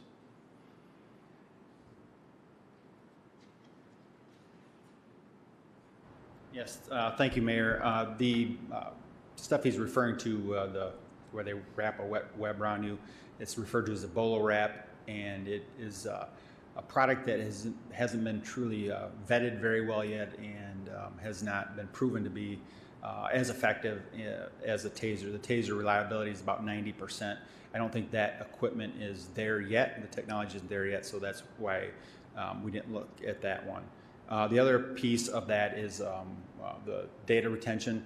And yes, so if we obtain part of the data retention that we seize our videos, whether it's people's privately owned cameras that they share with us through Fusus, or video cameras that we obtain through search warrants. All that stuff gets saved will be saved in our evidence storage in the cloud. So that would be part of the data that we seize and go through would be video data as well. Thank you, Chief, very much. Appreciate it. So, Commissioners, the recommended action is a motion to approve. Is there a motion?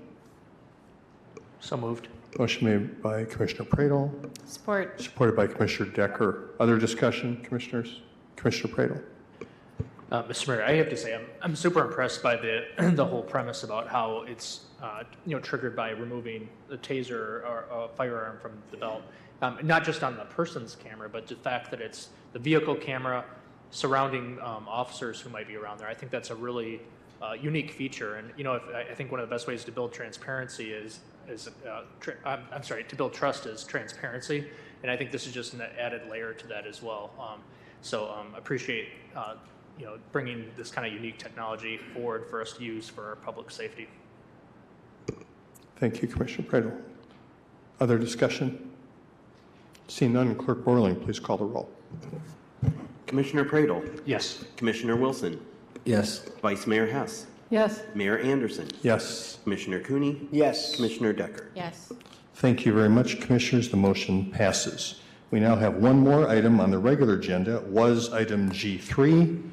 It is now regular agenda item, it was item G4, the Detroit Cannabis LLC Chamber Contract. Manager Isma.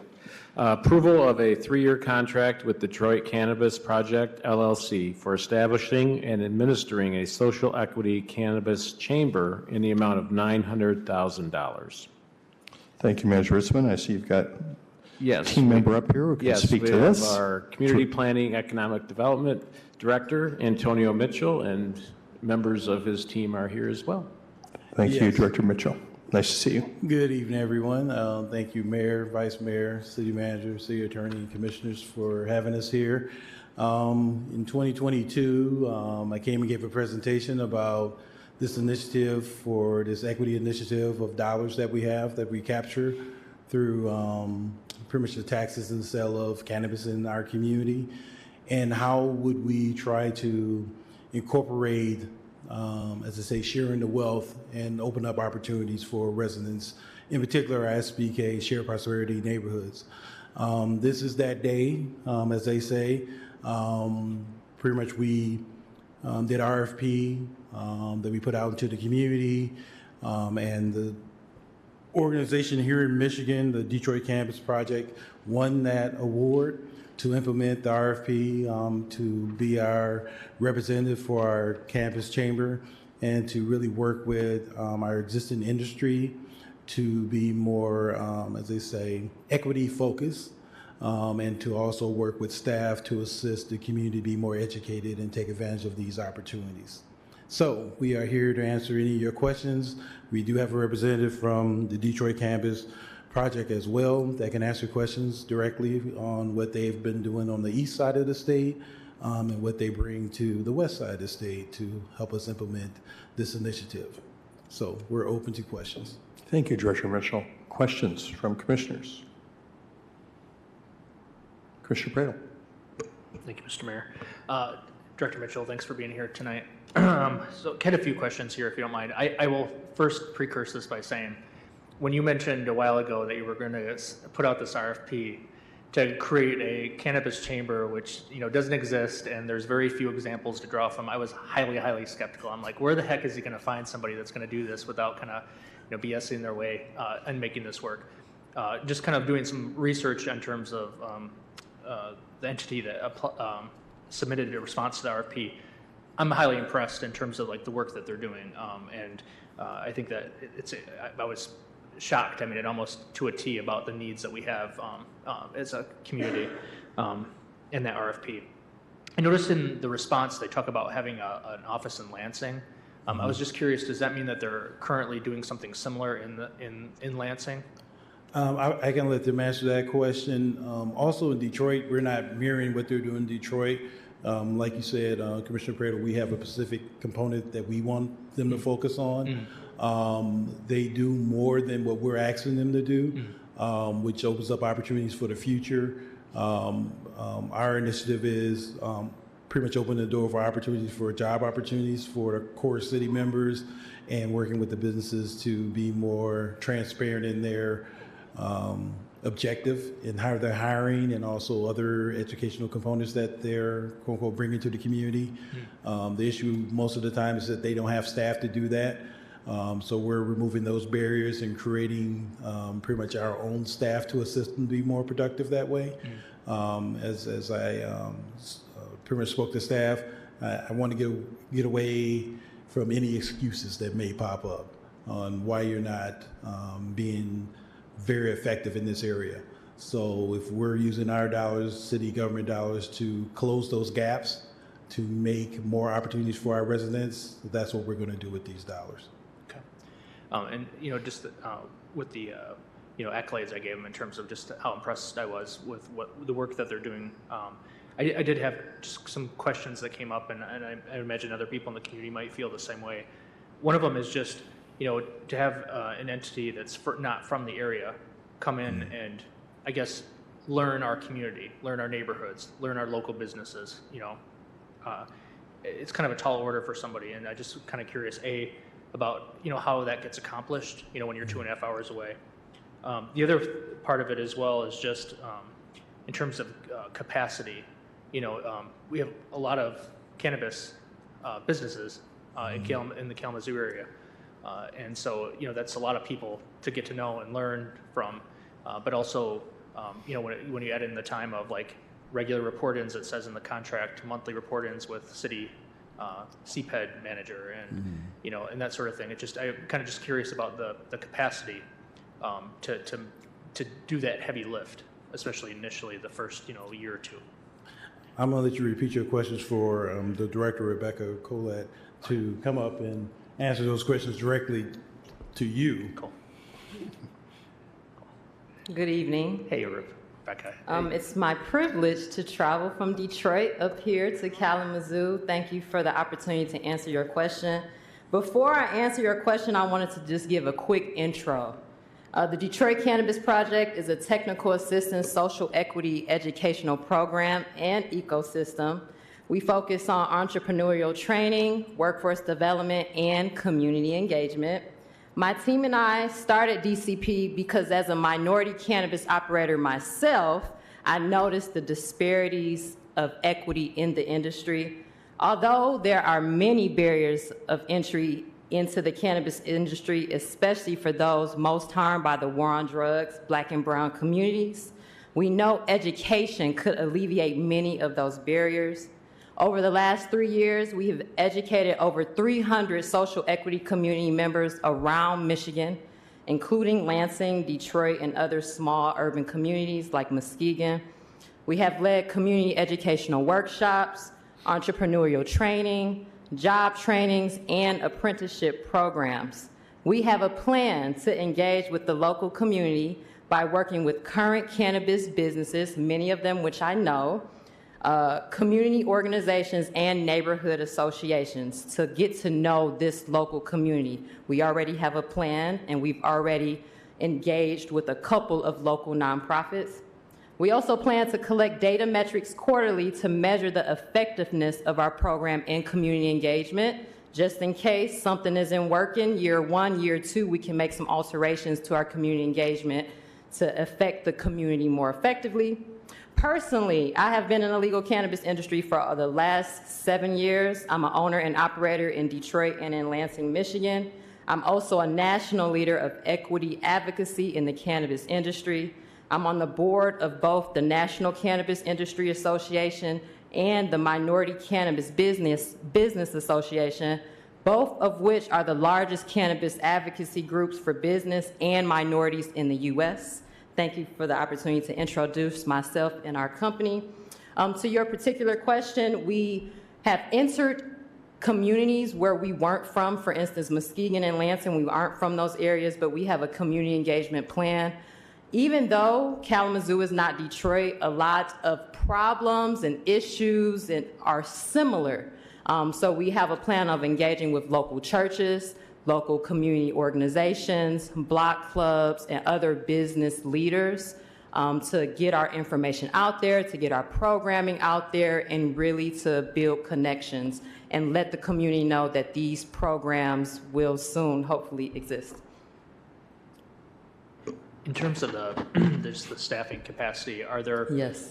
Is the whole team based out of Detroit, or would there be either currently or eventually maybe people who work from Kalamazoo or from Kalamazoo that might get hired to help working with our community? Great question. Thank you so much. We have members of our team around the state of Michigan. As you guys know, the cannabis industry is a global industry, but more specifically in Kalamazoo, cannabis operators have to work around the state. So we have members around the state and also in West Michigan, Grand Rapids, Battle Creek, and we also have a plan to engage with the local cannabis operators that already exist so they can become mentors within our program. Thank you. Good questions. And thank you for coming up. I appreciate that. Commissioner Decker. Thank you, Mayor. Thank you, Mr. Collette. Thank you for coming and giving us this information. I was just kind of reviewing your background there a little bit. With the training, Director Mitchell and Ms. Collette, so it's is it 3 months? 3 years. 3 years. Yeah, okay. The agreement is 3 years, yes. Okay, so you would be with these individuals for 3 years. In particular, if you're looking at like specific type of training, what we're trying to do is two formats. One, working with Kalamazoo Valley Community College has training for cannabis industry to create scholarship funding, grant dollars to assist individuals, especially in our core, to access those dollars, but also city residents as well, to access that training for job opportunities.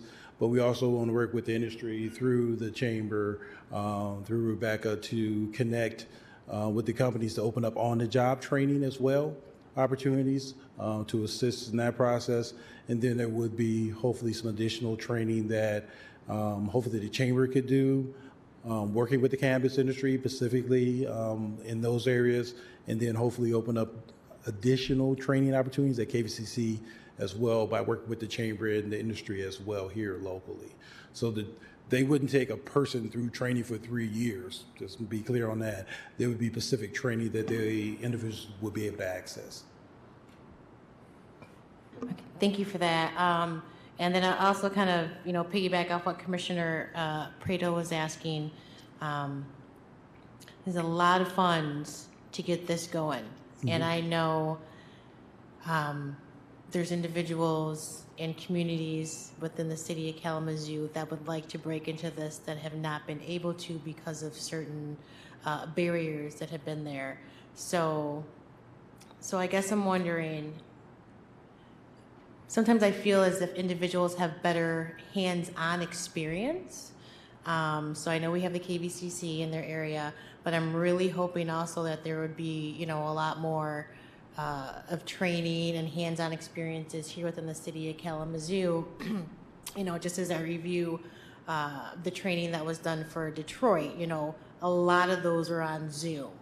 And I understand, Zoom is great. You can do it whenever, if they're on specified times, but I'm really hoping that, within this, we're able to, make sure that we have these individuals, your team here within our city,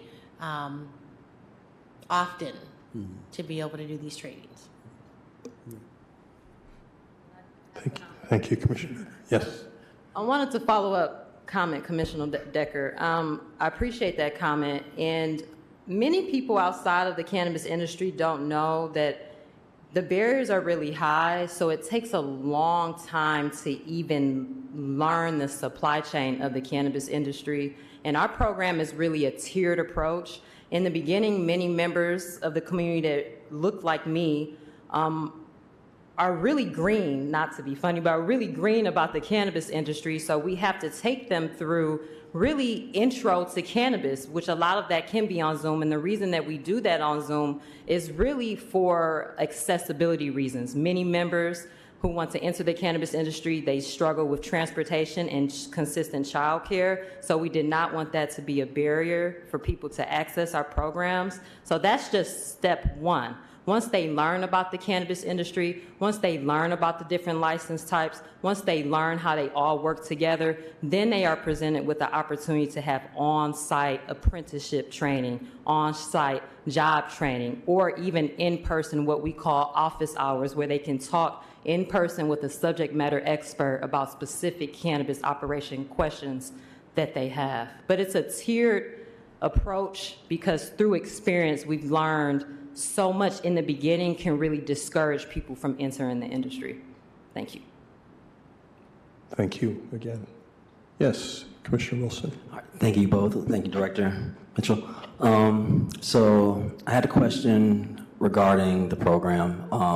As you mentioned, there are barriers that have prevented the Black community, who's been most disproportionately impacted by the war on drugs, but still have little, I guess, represent a small footprint of the current cannabis industry.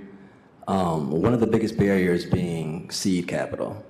So in addition to the training, to get up to speed on how to run your own business, is there any sort of investment opportunities like seed capital that could assist the program attendees?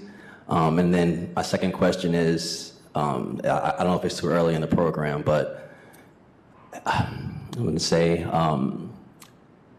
have there been many successful Black business owners as a result of this program yet? All right, I'm gonna let Rebecca come in and chime in. We talked about this before. One thing I want to make clear for Commission and the community is that the dollars that you're approving now, currently the $900,000, none of those dollars will go towards startup business initiative. So let's be clear on that. Our organization does work with training and things like that, and I'll let her talk about that and what they've been doing throughout the state. We want to open up that opportunity, but we won't be putting dollars towards like our micro loan and grant programs. We won't be doing that, but we will be trying to assist with having those training classes though here, okay? Thank you again. Great question. Okay, for the seed capital, like Director Mitchell said, we will not be giving them micro grants. However, we do have raising capital workshops where we teach people how to raise capital.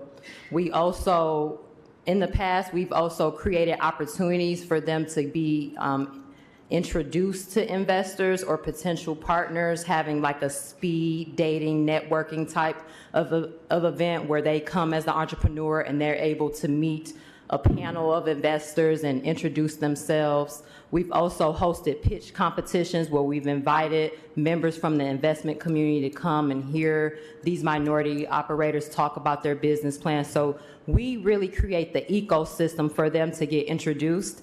Being a member of the Black community myself, I know a lot of times raising capital is because we don't know what door to enter, where is the money.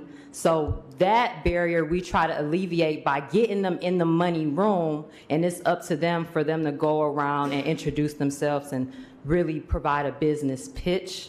So that's the answer to that question. And we've had our program active for 3 years. 300 members have went through. This last cohort, Detroit issued some retail licenses earlier this year. 5 of those licenses were graduates from our program. So I'm really excited to announce that people that have actually went through our program are up and operational now. So thank you. Thank you. No pun intended by seed capital either. Commissioner Decker. Thank you, Mayor. Still wondering, and this may be a question later on, Director Mitchell, and it probably will be, I just want to put it out there just in case. How will individuals be selected to go through this program? Oh, for anyone, pretty much, we're trying to do 2 tiers. We have our SBK tier as priority, inner core, and then the rest of the city residents would be, if they're interested, go to sign up for the quote unquote training, can sign up for the training. And so that's the route we're going to go. It's going to be a priority for our SBK intercore because that's the most affected area we talked about. But we're going to have it open for all residents in the city. And that'll give us ability to attract, who's interested, who's applying, and then also who's getting the jobs as well. Okay. And how many seats are open for this training? It's going to depend on, currently our funding, how we select which training is available. We hope, through Rebecca's assistance, to get the cannabis industry to match some of our dollars for the training as well, for the on-the-job training and then also the classroom training, because one item that they've expressed to us is access to people, how to get the word out for job openings and things like that. So that's one thing we want to do with the Cannabis Chamber as well, to have a job board, but also training opportunities for those jobs, and be able to work with the industry to assist with that process. Our dollars is just one set of dollars. We would like them to match our dollars because it will benefit them to be able to get the best trained people to fit their jobs, with assisting us with that process. Thank you. Just one last question. Eric, can you briefly talk about the funds that we already get and already have from the state? Would that be, yes would and that no. intertwine? It doesn't, and specifically for this agreement, we have a specific amount of money that we've set for this RFP. There's money beyond that. That's a little bit beyond the budget that they are set on. That would probably have to be another conversation on, what your question of what else are you doing with the money beyond the $900,000? That's a whole nother conversation that we would have to have beyond this pretty much initiative for tonight. Okay, thank you. The only reason I bring that up is I believe at one point Vice Mayor Hess and I were thinking about kind of getting together to revamp those funds that we receive from the state. I think that was something a while ago. So, all right, thank you. Okay. Thank you, Commissioner Decker. Other questions? Mayor.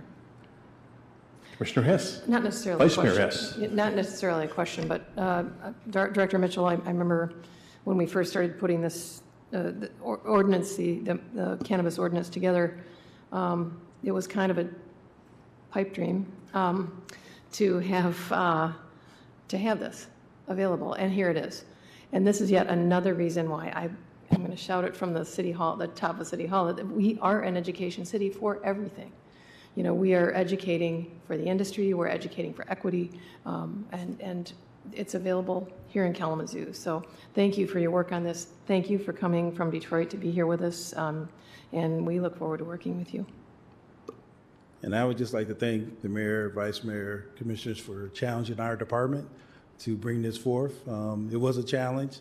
We think it still is a challenge going forth in the next 3 years, but hopefully with Rebecca and her team's assistance, we'll be able to mold this into what the city needs. We're not trying to create something for Detroit, Lansing, or the state of Michigan. We're trying to create something that's for the city of Kalamazoo. So hopefully with your feedback and additional data and information we'll be able to share over the next couple of years, we can really mold this into the program that benefits residents for the city of Kalamazoo. So thank you. Commissioner Pradel. I meant to ask this question as well. I apologize. So in terms of content and whatnot that you're creating as well for businesses, do you also provide information, training, and whatnot for testing, transport, event license? Not just like the traditional retail growing operations. I'm just kind of curious if you could speak to that a little bit. Yes, of course. We provide training and education for the entire cannabis supply chain, which is seed to sale, from cultivation to manufacturing to safety compliance, which is testing, to secure transport, to retail, to micro business, to consumption lounges. All of the license types provided by the CRA, the Cannabis Regulatory Agency, we educate on. And we also educate on ancillary opportunities in the cannabis industry. Ancillary opportunities are businesses surrounding the state license facilities. So these are cannabis accountants, cannabis attorneys, cannabis graphic designers, packaging experts. We also provide education around these ancillary business opportunities. These ancillary business opportunities usually request a less amount of seed capital. So there's definitely an opportunity for people of color to enter the industry. There are lower barriers to entry. So we definitely make those opportunities and education available through our program. Awesome. Thank you. Appreciate that. Thanks again for being here. That's obviously very, very helpful. Any other questions? All right. Thank you, Director Mitchell. It's great to see your team growing here through this contract, and I want to make sure to thank all the individuals on your regular day team for work together to help make this happen. So thank you to you and everyone over at your department that did the work on this. Thank you so much. Now there's an opportunity for anyone who's here in the audience to comment on this item. That's item H3. Please come to the podium, give us your name, whether you live in the city. Again, my name is Maddie Jordan Woods, and I live in the North Side neighborhood. And I guess I would like to ask the question, is any of these funds going to be used to try to override where it was already stated where cannabis businesses could not be located within, particularly, and I'm asking about the North Side neighborhood. So I would like to know that when they talk about community engagement and education, are any of these funds going to be tried to use particularly to try to override that there wasn't going to be any businesses within that North Side Cultural Business District? Okay, thank you. And then my second one had to do with when we were talking when talking about training and ensuring that people, and they brought up SPK neighborhoods, that is it saying that they are owner?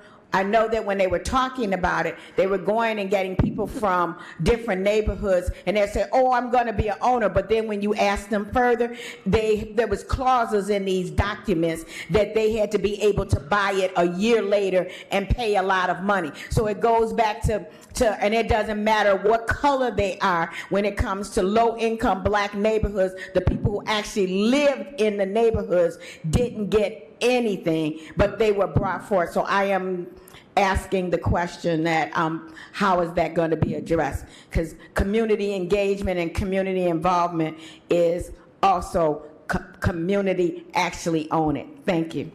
Thank you. Next, please.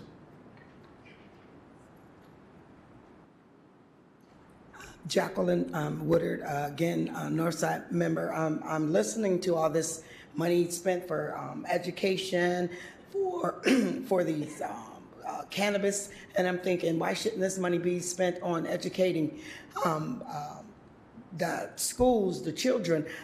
I see these programs, but they're having problems in school with the kids. A lot of them are in the home where the parents yet are working at these places, but they're in the home where the parents are using. And then they go to school, the kids go to school, and they wonder why they're acting up. And they're having withdrawals because they're at home all weekend, then they go to school on Monday, they're having withdrawals. And okay, I know this is somebody's income, but I'm still looking out for the children, the kids. I know this is a big future, but I'm looking at the future. These parents are spending their money, trying to get these programs and trying to get the next high. Oh, well, we're going to build this program to help. I heard nothing about the seniors that use this for their health. Okay, who's going to do those programs? Or they're just going to sell it back to the people that's using it, to the kids that are being effective. Maybe it's just me. I'm thinking too much on the children.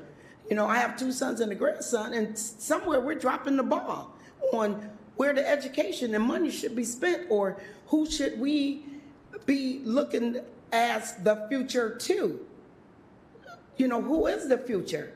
And we look at those that have homes. They're not going to have homes because they're trying to get these businesses. Who are going to buy these products? Who are going to be the owners? Where the money's going to be coming from that's going to be spent to purchase these products? So I just say we need to think more on this, on the kids' effect, the homes. It's not only trickle to a business, everything trickles down. And we need to go from the bottom up and top down to come to a medium on this. But we got to think about where's education and training and future is. And we're talking about our future, whether it's mine, yours, where's our future is going to be. Thank you. Anyone else who wants to make a comment on this item? Director Mitchell, can you comment on a couple of those questions?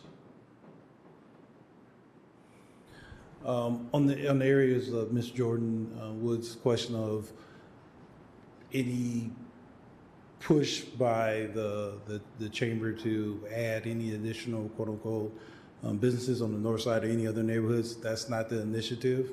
Pretty much the initiative is the educational focus.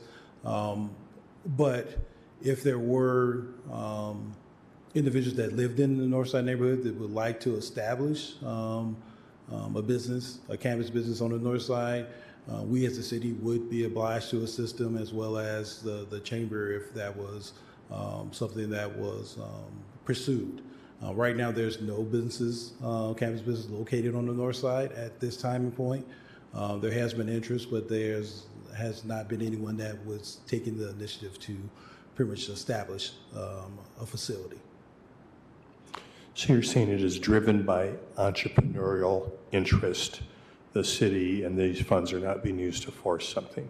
No, correct. Okay. Correct. Okay. The whole objective is to open up opportunities for individuals to be educated, to make choices of work, ownership, and other aspects in this business. And one thing that has to be clear as well, which we talked to Rebecca about, is that there's other opportunities for like an accounting business to have a contract with some of these businesses that has nothing to do with cannabis, but can provide services. So we also want to work with minority businesses that want to work with this industry as well, to take advantage of the opportunity to work with all these local cannabis businesses as well. And they are not selling cannabis, but they are providing a service to the cannabis business. So we want to look at that aspect as well with the chamber.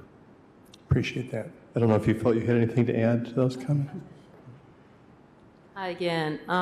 There was a comment about education to certain communities, like the elderly community and the youth. In our programs, we do education and training on the business opportunities in the cannabis industry, but we also do education and training on just cannabis, the plant, and how you can use it and what are the different ways of consumption. And we have registered nurses and physicians that specialize in cannabis that are on our team that will travel to Kalamazoo and give these community meetings. We've done these around the state and they've been very wildly received. They've been received really well. Fun fact, a lot of people don't know that the #1 growing demographic of users in the cannabis industry are baby boomers. So that's the fastest growing demographic segment. So we do not leave them out of any of our training or programs. And then secondly, in regards to being involved with the youth, we work with current cannabis businesses to work on their community engagement programs, and some of those cannabis businesses are really passionate about the youth. So they volunteer with different youth programs. They are mentors with different boys and girls clubs. So we also try to engage with current business leaders and engage with youth programs through local organizations. Thank you. Thank you. Appreciate it. I think there was one other question that wasn't really answered, that somebody was asked, one of the women was asking, can these dollars be used for other kinds of education? Like, we can't put it back into KPS, we can't use it, these dollars are targeted for cannabis education, correct? Yes, that is correct. Is there opportunity in the future to redirect some cannabis equity dollars towards other educational opportunities? The answer is yes, we could. That's something, if the commission says there's some educational opportunities we want to take advantage of with some additional dollars that we may have, depending on the year, if we want to focus on some other educational opportunities, we can definitely look at that as the city. These are general fund dollars. This is just equity dollars taken away for a specific training focus, but we could let's say, reassess if there's another focus that this commission will want to use some additional dollars for that we could look at, definitely. Thank you, Director Mitchell. So, seeing no more comments, the recommended action is a motion to approve. Is there a motion? So moved. Motion made by Commissioner Pradel, Support? supported by Vice Mayor Hess. Discussion, Commissioners. Commissioner Decker. Thanks, Mayor. First of all, I think this is really going to help our SPK neighborhoods and individuals that have not been able to break into this business as we move forward with this. We have a lot of state dollars that are coming in that I think with this program it's going to be able to help us propel and possibly reallocate some more of those funds coming to the Cannabis Committee to assist people that have not been able to get into this business. I'm just wondering,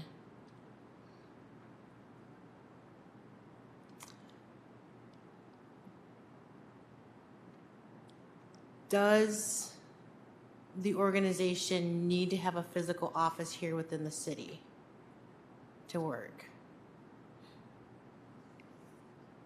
I think that's just a question that I'm just kind of bringing up right now. Okay. Yeah. Someone want to answer that?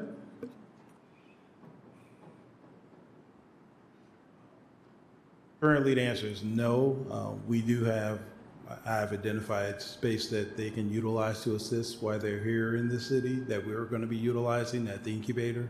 But it was not required that they have office space literally in the city to commence in putting forth this RFP action that the city is requiring. That was not one of the requirements, put it that way. Okay.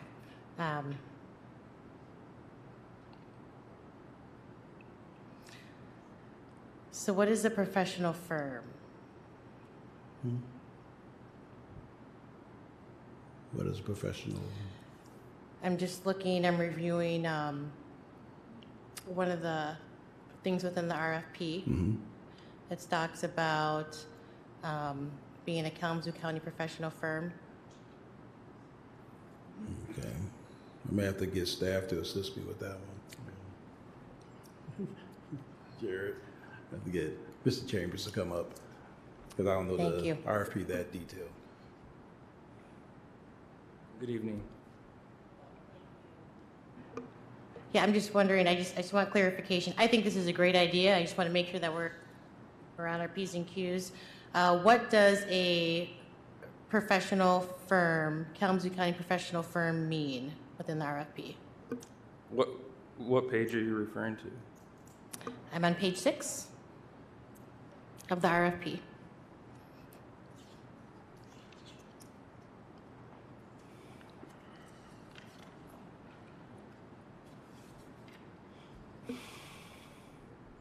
Can you point out which section as well? That'd be helpful.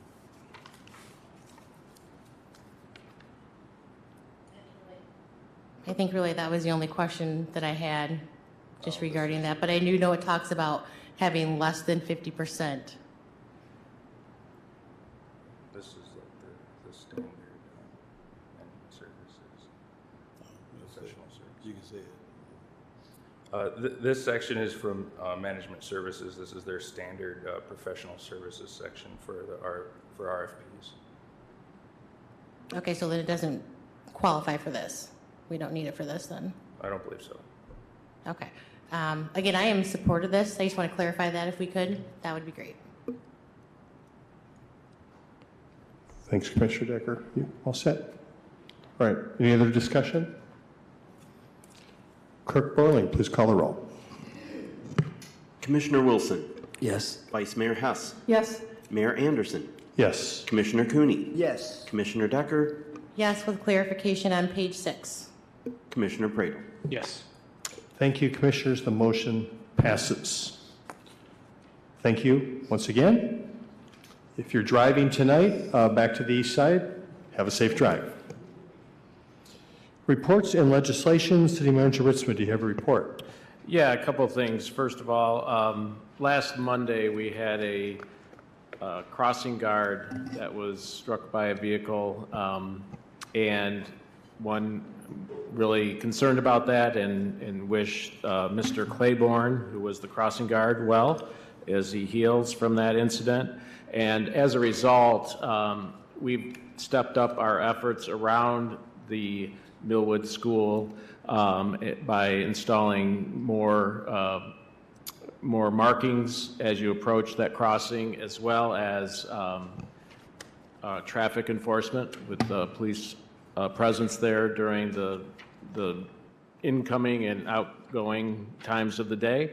We will also be putting in new flashing lights next year in 2025. So we take this seriously. We value and want safe student access to schools, and we want a safe community. So we've taken that and really stepped up our efforts in that area.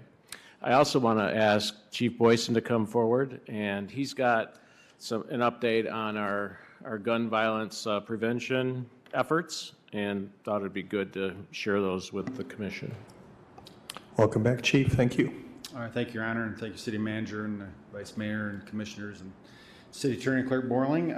I just, again, want to give an update. I know that our number one priority from the City Commission is to reduce gun violence, and that's also the number one concern from our citizens from the My 90 survey is reducing gun violence, and that's also our number one priority. And we do that through a combination of ways. It's a balance between outreach and enforcement. We do a lot of great outreach efforts and interventions with our community partners to try to prevent them before they happen. And the other piece of that is enforcement, and we've really ramped up enforcement. We had far too many people shot and killed in the city of Kalamazoo in 2023, as we all know, and we are doing everything we can to make sure that does not happen again in 2024. And one of the things that we have done is, and I really want to give credit to the men and women of public safety who have really stepped up. We've put additional folks on this issue on the enforcement piece in the last few weekends. And again, the men and women have been working hard to really accomplish our number one goal, and our mission is to create a safe community for all. And we have far too many people who shouldn't be carrying guns, carrying illegal weapons out there. And that is a part of the problem, is the amount of guns in the wrong hands out there. So just this last 2 weekends, I just want to highlight a couple things. Last weekend, so just a couple days ago here, over the weekend, we seized 9 guns off the street, illegal weapons. And the weekend before, we seized 7 illegal weapons for a total of 16 illegal weapons in just the last 2 weekends.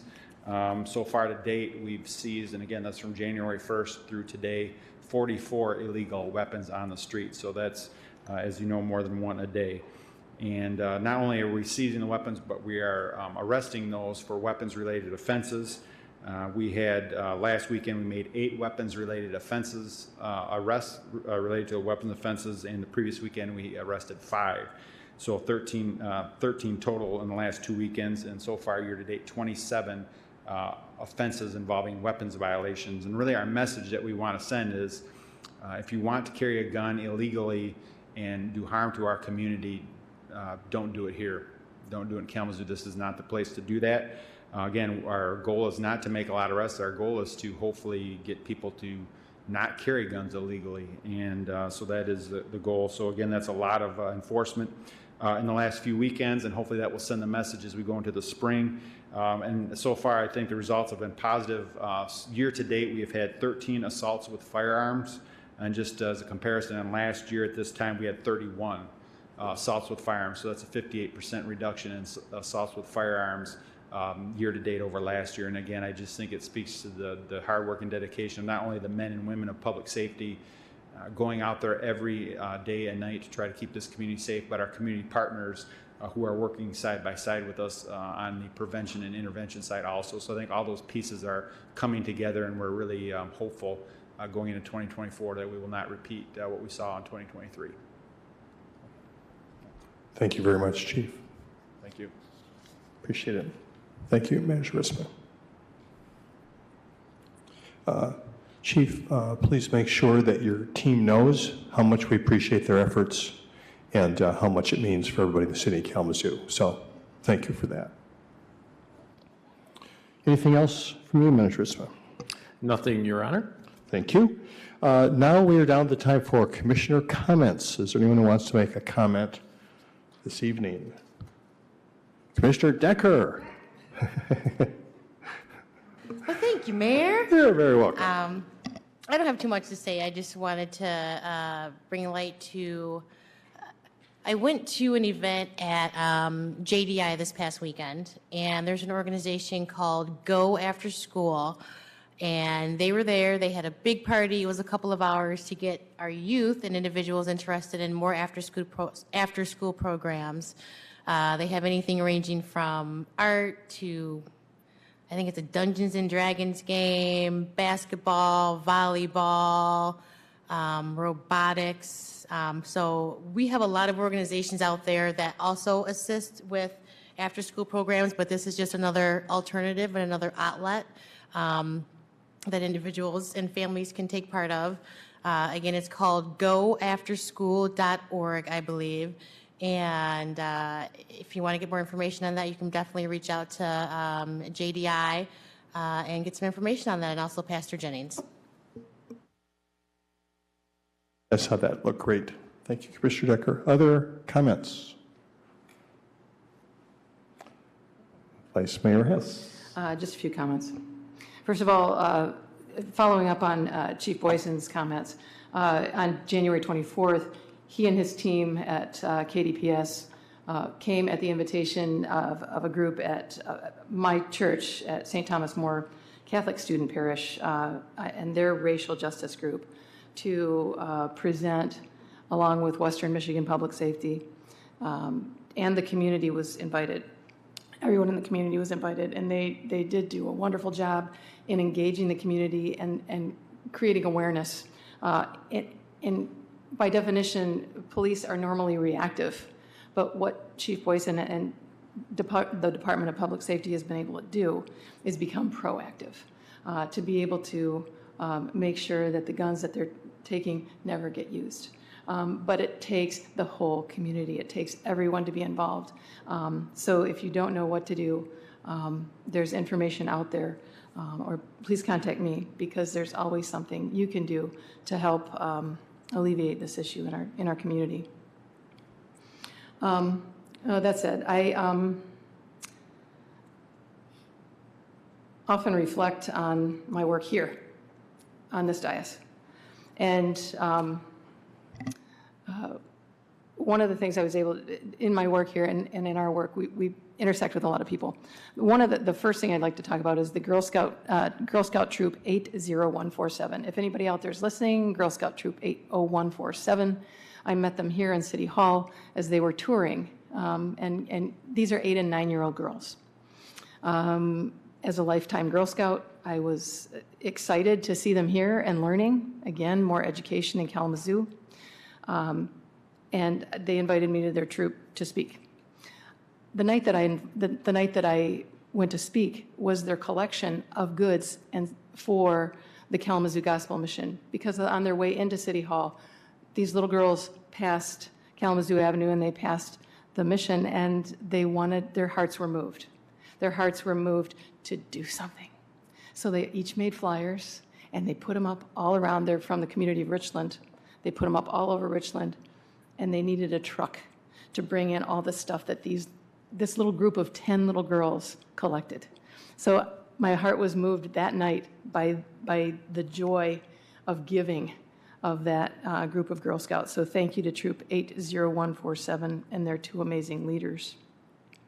Next, and then again, reflecting on my work here, both Mayor and Chris Commissioner Pradel talked about this during the committee of the whole, where we tend to side on either or, where we tend to think in black and white about a lot of issues here, and a lot of the issues that are either divide our community or kind of make us take sides. but they're usually, but the solutions are usually in the and rather than the either or, and they're in the gray rather than the black and white. I really feel like, again, like the gun violence problem, this requires a community coming together, coming out of our silos, talking to one another, communicating by listening, speaking, and reading, and being curious about the other. I believe it requires patience and trust and a willingness to change. All of us are wrestling with that on a regular basis. Sometimes the answer is to continue, not to stop. So at a funeral I attended recently for Patricia Carlin, they read her favorite poem, which is called Continue. And I want to read it because it's moving, and I think it's a great message for the city of Kalamazoo. It's by Maya Angelou, and again, in this month of Black History Month, I think it's particularly fitting that we honor Maya.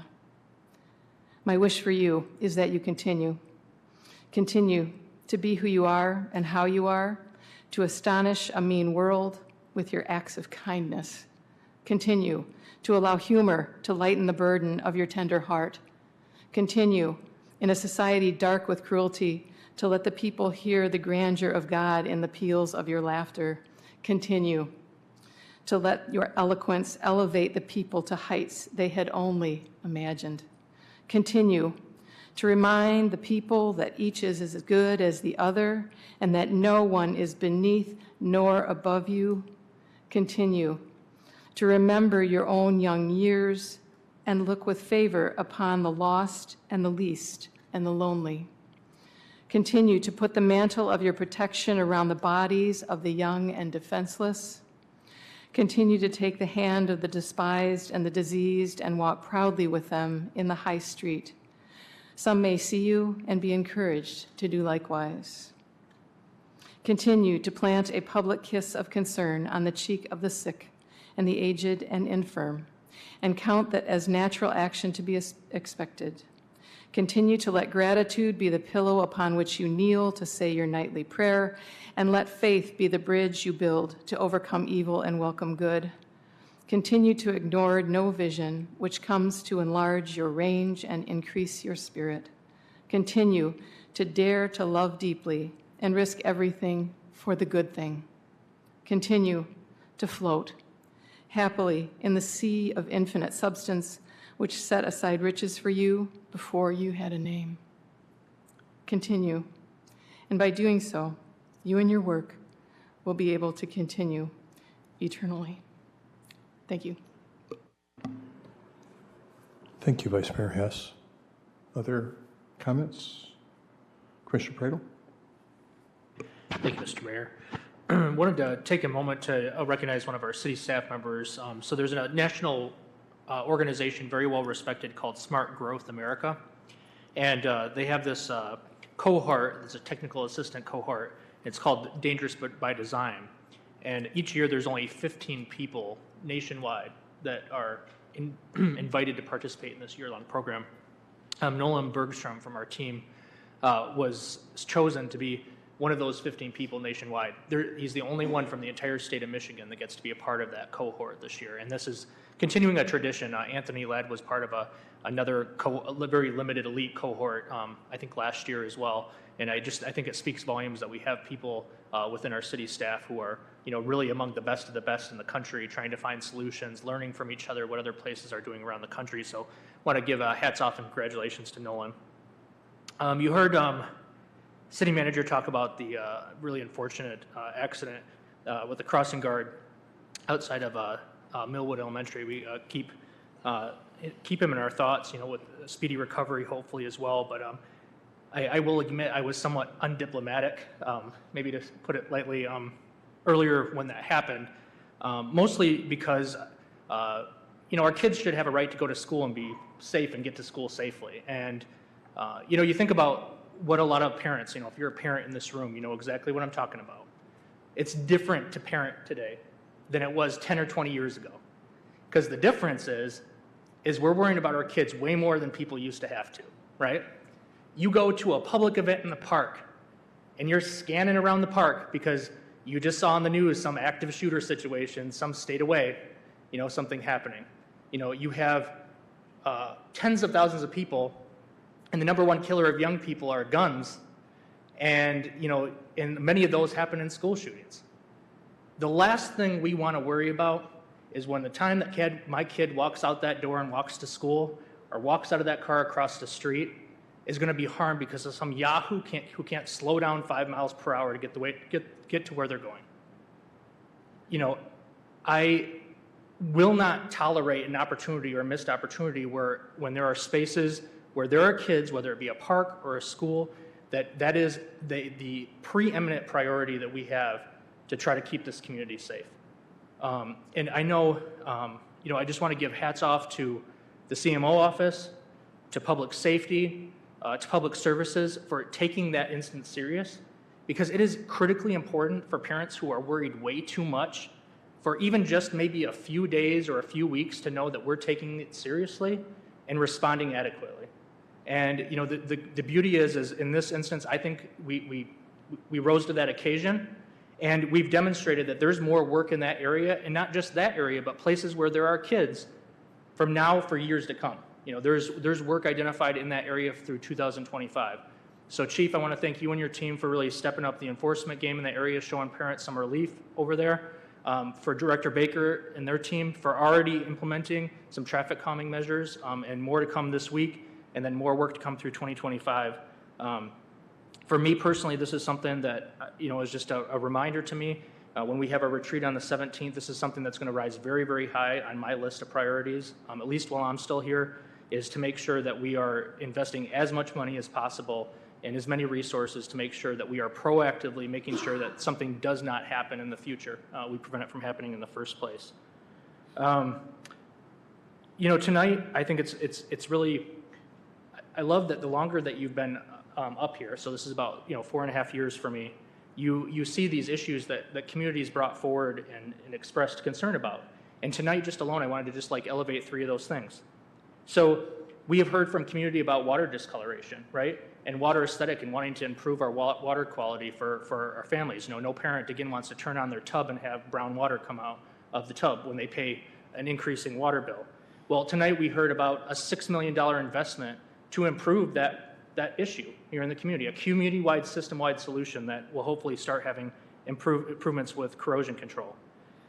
We passed a social equity ordinance in 2020, talking about how we care and wanted to make an impact in terms of righting the wrongs of the war on drugs and how it disproportionately impacted people and members of our community. And tonight, finally, we are seeing that first step of the cannabis chamber to make sure that we're correcting and turning that tide.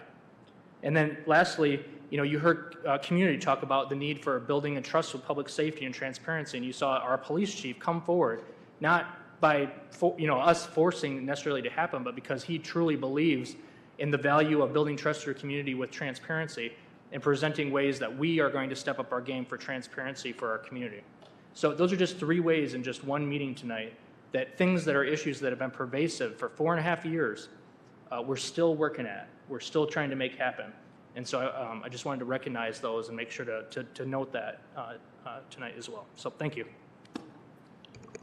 Thank you, Commissioner Priddle. Any other comments? All right, so I apologize in advance. I do have a few topics myself. Just something real quick is that, we're not going to discuss every item in deep dive detail at every single meeting, but we did have a committee of the whole meeting at 5 o'clock today, and we spent a great deal of time talking about the festival site and that investment. Comments were made. There was a very good presentation. So I would suggest anyone, who obviously not everyone could be here for that meeting as well, but those meetings are taped, correct? And those are accessed through our city website. So if you're interested in looking at that presentation or hearing those comments, today's committee of the whole meeting, there was, I'd say the second half of the meeting was particularly on that. Next, taxes. Well, just a reminder, before our next meeting, taxes are due here in the city of Kalamazoo on February 14th. And just a point about that, a couple points I want to make, is that we have had a special effort here in the city to make sure that no home occupied by a homeowner is lost in tax foreclosure.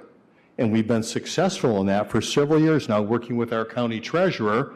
And so if you have a concern, get in touch with that county treasurer now as it relates to taxes. This would be taxes that are several years unpaid would get you to that point. So get in touch with the county treasurer if you have a concern.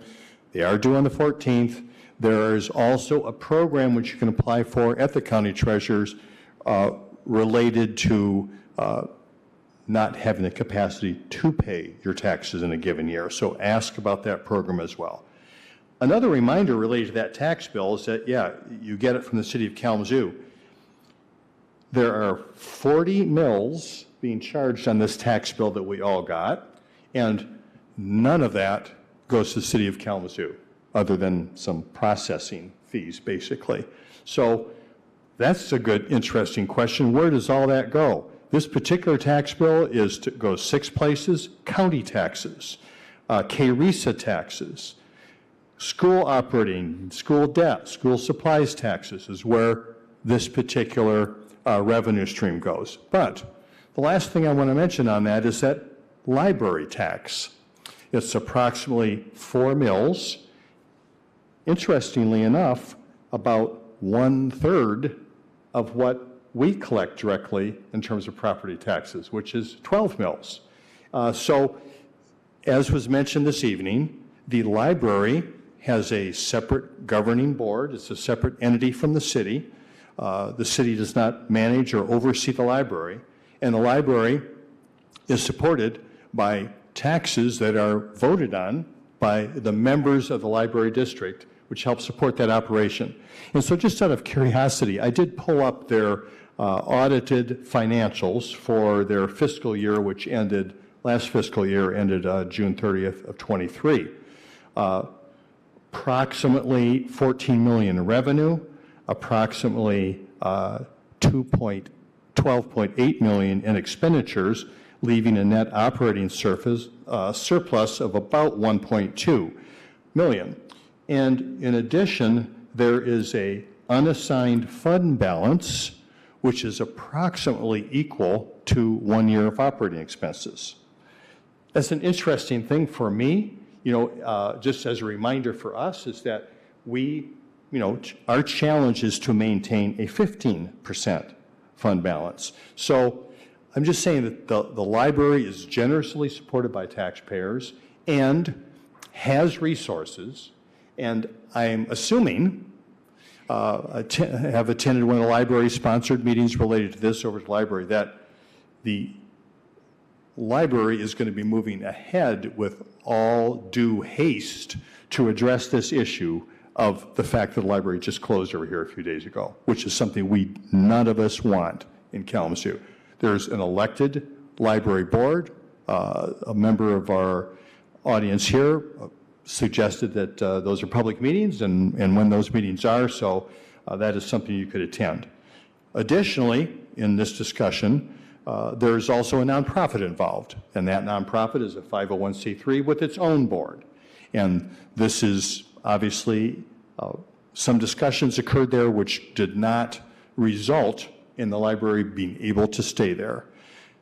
We can use our bully pulpit and our community voice and talk to people, as was suggested, but very specifically, I think the city can be involved in helping approve an alternative site. If there's needs to be some code-related kind of issues, we can move quickly on that. If the library happens to find a site that they'd like to use in the interim here, we can do our part outside of just expressing our very, very strong desire to make sure there's a resolution to this. There are physical, practical things the city can do to help speed this along, and I'm sure we're committed to that. Lastly, I just wanted to, I have a serious talk, and it's something that's been referenced already here tonight, and I often end these meetings by saying, I love you, Kalamazoo, and I do. And because of that, I just want to say, before I say that to close us out here, is that outside of a devastatingly unfortunate event that occurred very early in the morning the first day this year, we have not had a homicide in Kalamazoo in this first month, more or less. And I appreciate the work that our public safety team is doing, but I want to give credit to the community, because in order to address this issue, there are people who are being grown-ups and being mature, no matter what age they are, to, in any given instance, say, let's not do that, or let's chill out a little bit, or let's talk about it. And for us to be successful here together as relates to this horrible, horrible event related to gun violence, it's going to take every single person to step up. It's going to take grannies and grandpas and aunties and uncles and brothers and sisters and moms and dads and friends to counsel restraint, to think about, is there a young person in the house that happens to have a gun? And we have a process now where without a criminal involvement, you can call public safety and say, there's a gun in my house that shouldn't be here, and I want it picked up. But that means that in our everyday interactions, on our blocks, in our homes, in our neighborhoods, we need to continue to do what I assume has been happening to some extent for this last month, which is counsel restraint, redirect, be the force in Kalamazoo that is focused on hope and caring. And sometimes that's going to mean that could be very, very hard for a friend. I don't know, maybe there's going to be a time where it's going to seem like you're not too cool, or maybe you're a punk if you don't want to step up and respond to somebody who's, crossed you in some way. But for each other, let's do that. Let's be that calming force. And let's continue with the success we've had now in February as we look into this year. This is going to be a year when we're going to have a lot of opportunities to get angry about a boatload of things. We're going to be having a big, big national discussion, which is not necessarily going to help that restraint and calm and focus on how we can do better. And we can do this, Kalamazoo. I believe in us. I love you. We're adjourned.